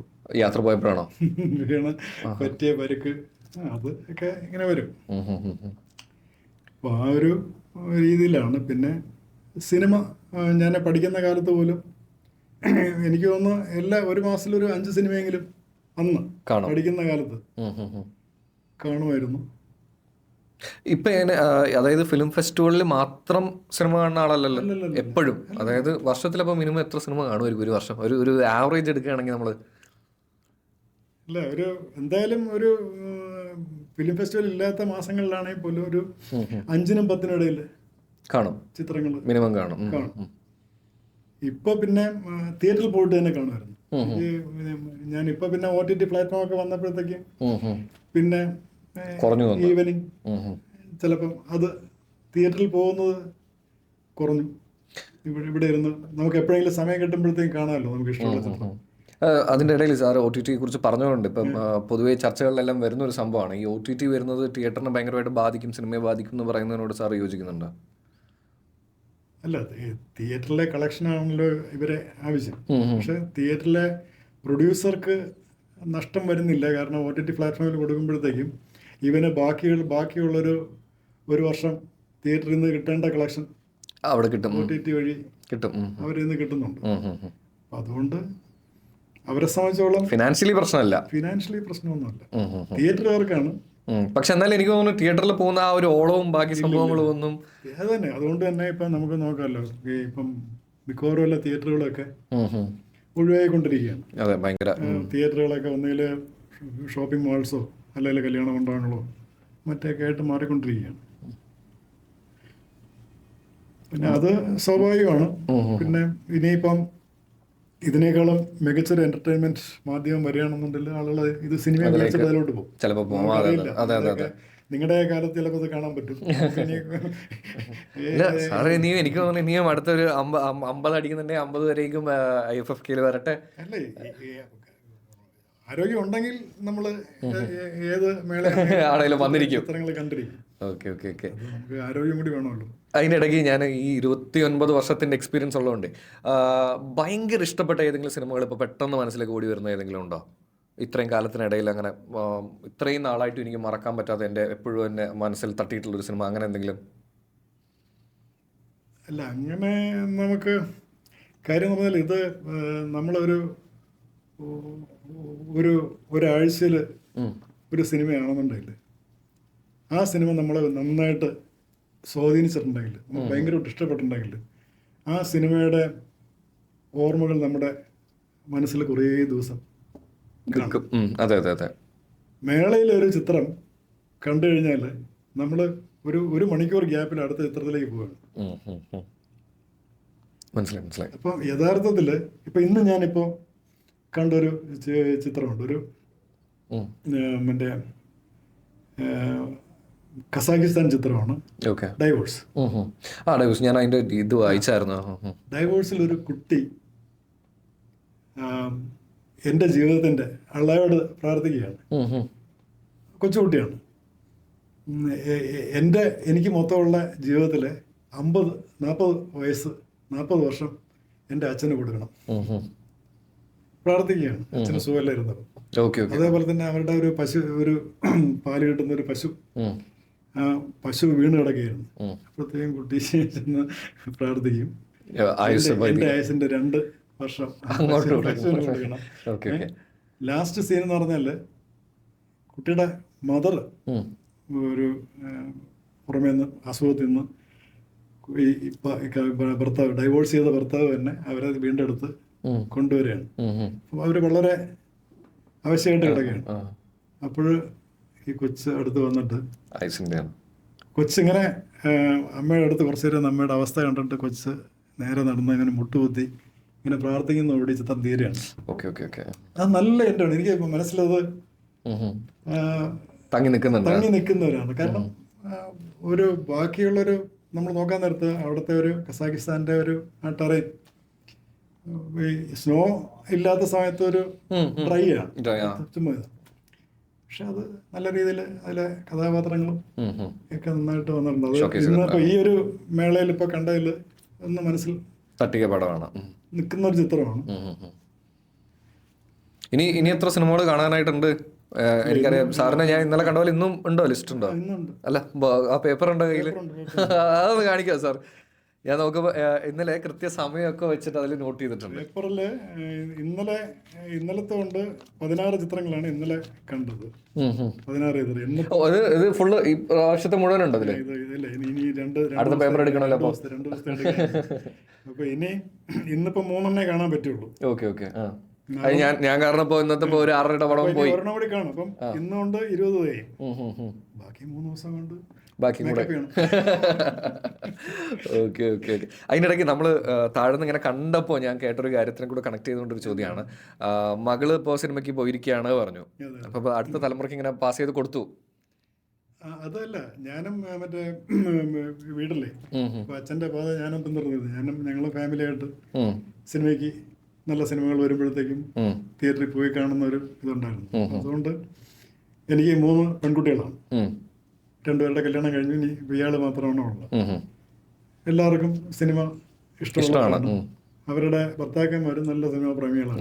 അവരൊന്നും മേളയിലെ ചിത്രം കാണാൻ വരില്ല, അല്ലാതെ ഓക്കെ നമ്മുടെ അല്ലാതെയുള്ള ഇതിനാണ് വരുന്നത്. അപ്പം ഇവൾക്ക് അവള് വർക്ക് ചെയ്യുന്നുണ്ട്, ബാംഗ്ലൂരാണ്, PWC എന്ന് പറഞ്ഞിട്ടൊരു അതിലാണ് വർക്ക് ചെയ്യുന്നത്. അപ്പൊ അവൾക്ക് മാസത്തില് 8 ദിവസം അവിടെ വർക്ക് ചെയ്താൽ മതി. ഇതിന് ഈ കണക്കാക്കിയിട്ട് തിരിച്ചുവിടെ വന്നു. അതേപോലെ തന്നെ അച്ഛൻ്റെ അതേ പാത തന്നെയാണ്. 3 വർഷമേ ആയുള്ളൂ ഈ മേളയിലോട്ട് വന്ന് തുടങ്ങിയിട്ട്. അതുവരെ പഠിത്തമായിരുന്നു. ഈ പഠിത്തത്തിന്റെ ഇടയിൽ 3 വർഷം തുടങ്ങി ഇനി അങ്ങോട്ട് കിടക്കാണല്ലോ. ചില അച്ഛനെ ഓവർടേക്ക് ചെയ്യുമോ നോക്കാം. അപ്പോൾ സാർ എനിക്ക് ഇനി വേറൊരു കാര്യം കൂടെ എന്താണെന്ന് വെച്ച് കഴിഞ്ഞാൽ ഇപ്പോൾ ഉള്ള ജനറേഷൻ വന്നുകൊണ്ടിരിക്കുന്നുണ്ടല്ലോ, അപ്പോൾ അവർക്ക് സാറിന് കൊടുക്കാനുള്ള ഒരു മെസ്സേജ് വെച്ച് നമുക്കിത് കൺക്ലൂഡ് ചെയ്യാമെന്ന് വിചാരിക്കുകയാണ്.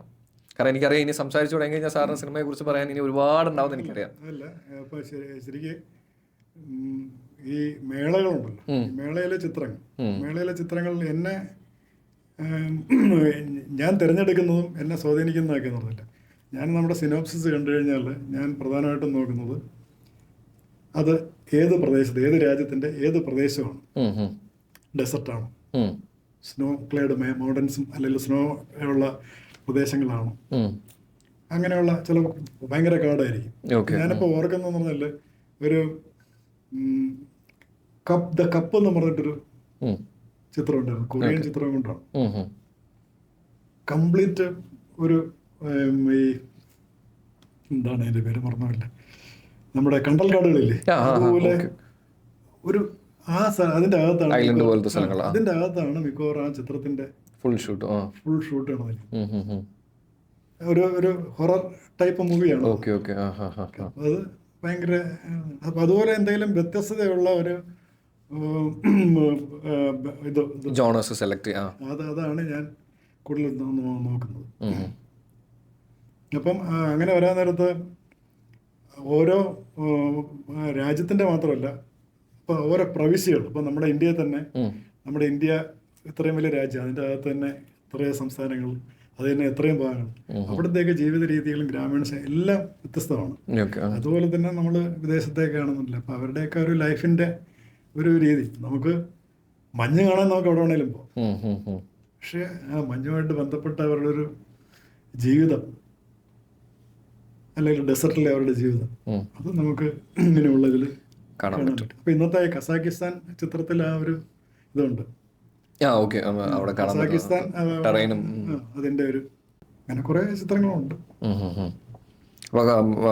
അപ്പം നമ്മൾ സെലക്റ്റീവ് ആയിട്ട് കാണുകയാണെന്നുണ്ടെങ്കിൽ ഒരുപാട് പ്രൊഡക്റ്റീവ് ആയിട്ടുള്ള സംഭവങ്ങൾ പ്രൊഡക്റ്റീവായിട്ട് കിട്ടും. ഇപ്പൊ ശരിക്കും ഞാൻ ഇതിനു മുമ്പ് എൻ്റെ ഈ മേളകളിൽ ഞാൻ കണ്ട നമ്മളൊരു ബയോപിക് ശൈലിയിലുള്ള കുറേ ചിത്രങ്ങൾ വരാറുണ്ടല്ലോ. അപ്പൊ ഈ മേളയിൽ തന്നെ യഥാർത്ഥ സംഭവങ്ങളെ ആസ്പദമാക്കിയിട്ടുള്ള കുറേ ചിത്രങ്ങൾ വന്നിട്ടുണ്ട്.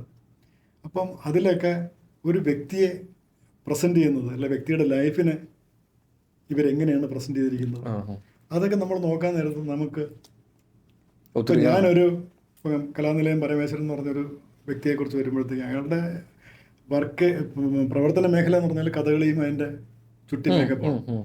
അപ്പൊ അതൊരു വിദേശ ചിത്രത്തിലെ ഒരു സാധനമായിട്ട് ഒട്ടും ഇതുമില്ല. പക്ഷെ എന്നാൽ പോലും ഈ വ്യക്തിയെ പ്രസന്റ് ചെയ്യുന്ന രീതിയില്ലേ, അപ്പൊ അത് എനിക്ക് എങ്ങനെ പ്രസന്റ് ചെയ്യാൻ പറ്റും എൻ്റെ ക്യാരക്ടറിനെ, ആ ചിന്ത വരും. അതെ, ഒരുപാട് പഠിക്കാനും. അപ്പൊ അത് തന്നെ, ഇപ്പൊ ശരിക്കും പറഞ്ഞാൽ അതുകൊണ്ടാണ് ഞാൻ പറഞ്ഞത് എൻ്റെ ഈ ഡോക്യുമെന്ററികളുടെയൊക്കെ ഇതിന്റെ ഒരു ഗുരു എന്ന് പറഞ്ഞാല് എന്റെ സ്കൂളാണ് IFFK എന്നാണല്ലേ. അപ്പൊ അതിനുശേഷം ഞാൻ ഒരു ചവറപ്പാറക്കുട്ടി എന്ന് പറഞ്ഞിട്ടൊരു ലേഡിയുണ്ട്, 50 വർഷം കഥകളി രംഗത്ത് നിന്ന്, വേറെ സ്ത്രീകളൊക്കെ കല്യാണം കഴിയുമ്പോഴത്തേക്കും ഒരു കുട്ടിയൊക്കെ ആകുമ്പോഴത്തേക്കും മതിയാക്കി പോകുന്നവരാണ്. അത് 50 വർഷം കഥകളി രംഗത്ത് നിന്ന ഒരേ ഒരു വനിതയാണ്. അവരെ കുറിച്ച് ഞാൻ ഡോക്യുമെന്റ് ചെയ്തു. അപ്പൊ അത് പരമേശ്വരൻ ആശാനെ വേണ്ടി ഉപയോഗിച്ച ആ രീതിയല്ല ചെയ്ത്, വേറൊരു രീതിയിലാണ് ഇവരുടേത് ചെയ്തിട്ടുള്ളത്. പിന്നെ വേറൊരു കൃഷ്ണകുമാർ എന്ന് പറഞ്ഞിട്ട് വേറൊരാളുണ്ട്. അയാള് ഈ ആറന്മുള കണ്ണാടി ഉണ്ടല്ലോ, ആറന്മുള കണ്ണാടി, ഞാൻ ഈ ആറന്മുള ചിത്രത്തിന്റെ ഷൂട്ട് അതൊക്കെ പല പ്രാവശ്യം പോയിട്ടുണ്ടല്ലോ. ആറന്മുള കണ്ണാടിയുടെ രഹസ്യം അവർ പറയില്ല. എങ്ങനെയാണ് ഉണ്ടാക്കുന്നത്, ഇതിപ്പോ പഠിച്ചപ്പോൾ അറിഞ്ഞോ? ഉണ്ടാക്കുന്ന രീതി ഇല്ല, ഉണ്ടാക്കുന്ന രീതി അവർ കാണിച്ചു തരില്ല. അപ്പോൾ ഇത് പാലക്കാട് ചെർപ്പളശ്ശേരി എന്ന് പറഞ്ഞ സ്ഥലത്തൊരു അടയ്ക്കാപ്പുത്തൂർ കണ്ണാടി എന്ന് പറഞ്ഞൊരു മെറ്റൽ മിറർ ഉണ്ടാകുന്നു. അവിടുത്തെ കൃഷ്ണകുമാറിനെ ചെന്ന് കണ്ട് അയാളിൽ നിന്ന് കാര്യങ്ങളൊക്കെ മനസ്സിലാക്കി അയാളുടെ വാൽക്കണ്ണാടി അതിനെനിക്ക് ചെന്നൈയിലുള്ളൊരു ഫെസ്റ്റിവലിൽ ബെസ്റ്റ് ഡയറക്ടർക്കായിട്ടും ബെസ്റ്റ് ഡോക്യുമെന്ററിക്കുള്ള അവാർഡ് കിട്ടി. അപ്പോൾ ഈ ഡോക്യുമെന്ററീസ് ഒക്കെ ചെയ്യുമ്പോൾ ഏറ്റവും കൂടുതൽ ഫേസ് ചെയ്തിട്ടുള്ളൊരു പ്രശ്നം എന്താ? ലൈക്ക് എന്തെങ്കിലും ട്രബിൾ അങ്ങനെ പ്രശ്നങ്ങൾ ഫേസ് ചെയ്തിട്ടുണ്ടോ? ഇല്ല, നമ്മളങ്ങനെ ചെയ്യുക. പ്രശ്നങ്ങളെ കുറിച്ച് ആലോചിച്ചിരുന്നു കഴിഞ്ഞാൽ കാര്യങ്ങൾ നടക്കില്ല. അവിടെ ചെയ്യാന്നുള്ളതുള്ളൂ അല്ലേ? പ്രശ്നങ്ങളൊന്നും എനിക്ക് ഇതുവരെ തോന്നിയിട്ടില്ല. ആകപ്പാടെ ഉള്ളതെന്ന് പറഞ്ഞാൽ നമുക്ക് ഒരു സാമ്പത്തിക പ്രശ്നമാണ്. അപ്പോൾ എനിക്ക് നീലക്കുറിഞ്ഞി ഞാൻ ചെയ്തപ്പോഴത്തേക്കും ഡോക്യുമെൻ്റ് ചെയ്തപ്പോഴത്തേക്കും എനിക്ക് കിട്ടിയൊരു ഗുണമെന്ന് പറഞ്ഞാൽ അന്ന് മിനിസ്റ്റർ മറ്റേ ബിനോയ് വിശ്വമായിരുന്നു, വനം വകുപ്പ് മന്ത്രി. അപ്പം ഞാൻ ഈ ഡോക്യുമെൻ്ററി സുഗതകുമാരി ടീച്ചറാണ് എൻ്റെ ഈ ഡോക്യുമെൻ്ററി റിലീസ് ചെയ്തത് ടാഗോർ തിയേറ്ററിൽ. ഇതും എൻ്റെ പാമ്പാട്ട് ഒരേ ദിവസമാണ്, രണ്ടും കൂടി ഒറ്റ ദിവസമാണ് റിലീസ് ചെയ്തത്.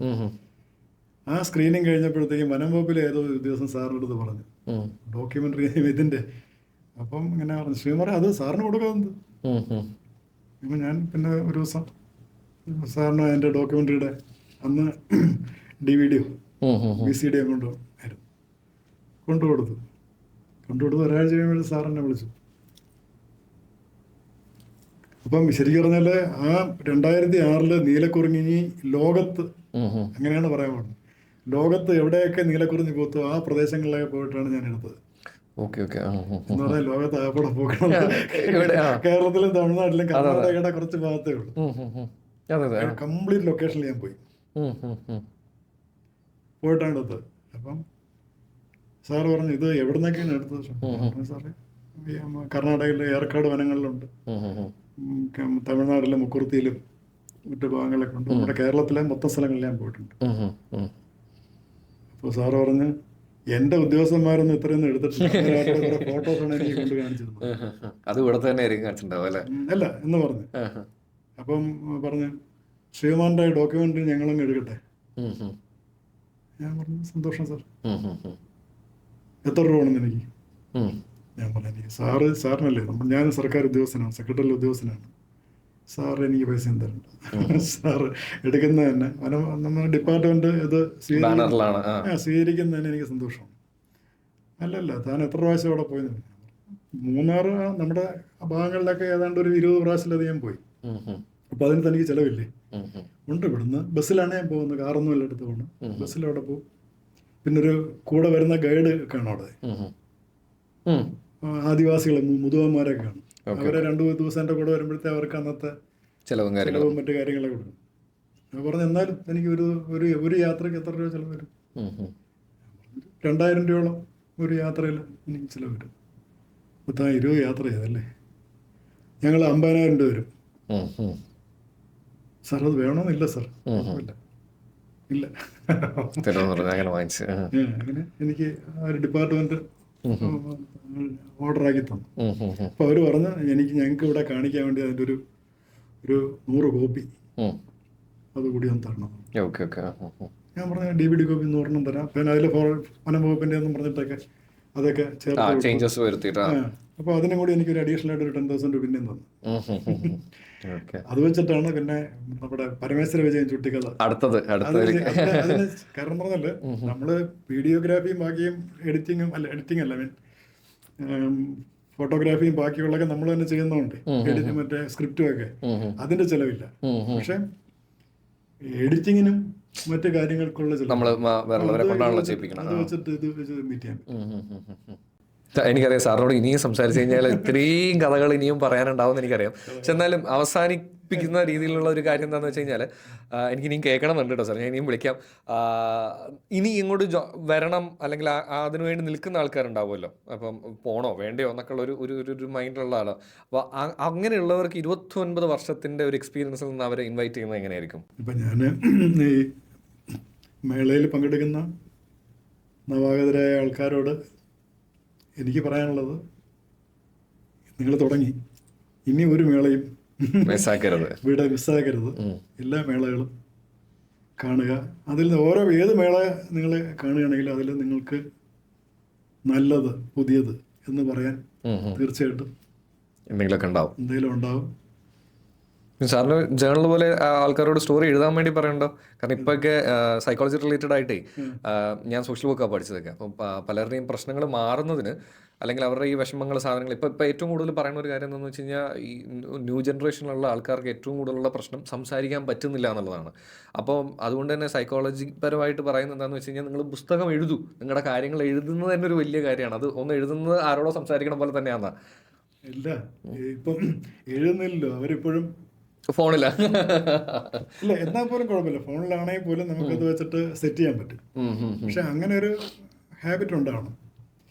നമ്മൾ ഈ ഇപ്പം എല്ലാവർക്കും പറയാൻ ഫ്ലുവൻ്റ് ആയിട്ട് പറയാൻ പറ്റണമെന്നില്ല. പക്ഷെ എഴുതാനാകുമ്പോഴത്തെ ഒരു ഗുണമെന്ന് പറഞ്ഞാൽ നമുക്ക് ആലോചിച്ച് സമയമെടുത്ത് എഴുതാം. അപ്പം അതാണ് ഈ പറയുമ്പോഴത്തേക്കും ഫ്ലുവൻ്റ് ആയിട്ട് അല്ലെങ്കിൽ പഴയ ഓർമ്മകളിൽ നിന്ന് വരണം. മറ്റാണെന്നുണ്ടെങ്കിൽ നമ്മളൊരു ഓർമ്മ ഇങ്ങനെ വെച്ചിട്ട് ചിലപ്പോൾ കുറച്ചൊക്കെ നിൽക്കും. അപ്പം അങ്ങനെ ആകുമ്പോഴത്തേക്ക് നമുക്ക് എഴുതിക്കൊണ്ടിരിക്കുമ്പോഴത്തേക്ക് ഇന്ന സബ്ജക്റ്റ്, ഇന്ന സ്ഥലം, ഇന്ന വ്യക്തിയായിട്ട് കണക്റ്റഡ് എന്ന് പറയുമ്പോൾ നമുക്ക് അല്പം ഒന്ന് ചിന്തിച്ച് സമയമെടുക്കുകയാണെങ്കിൽ നമുക്ക് ക്ലിയർ ആയിട്ട് അത് കിട്ടും.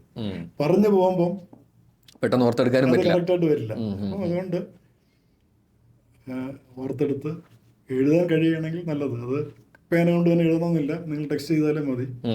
എന്തായാലും ഇപ്പൊ പിന്നെ ഫോണിലും നമുക്ക് ഡയറി ഉണ്ടല്ലോ അല്ലേ, അപ്പൊ അതിലും ചെയ്യാം. അതുകൊണ്ട് ഏതെങ്കിലും ഒരു രീതി അവലംബിച്ച് മുന്നോട്ട് പോവുക.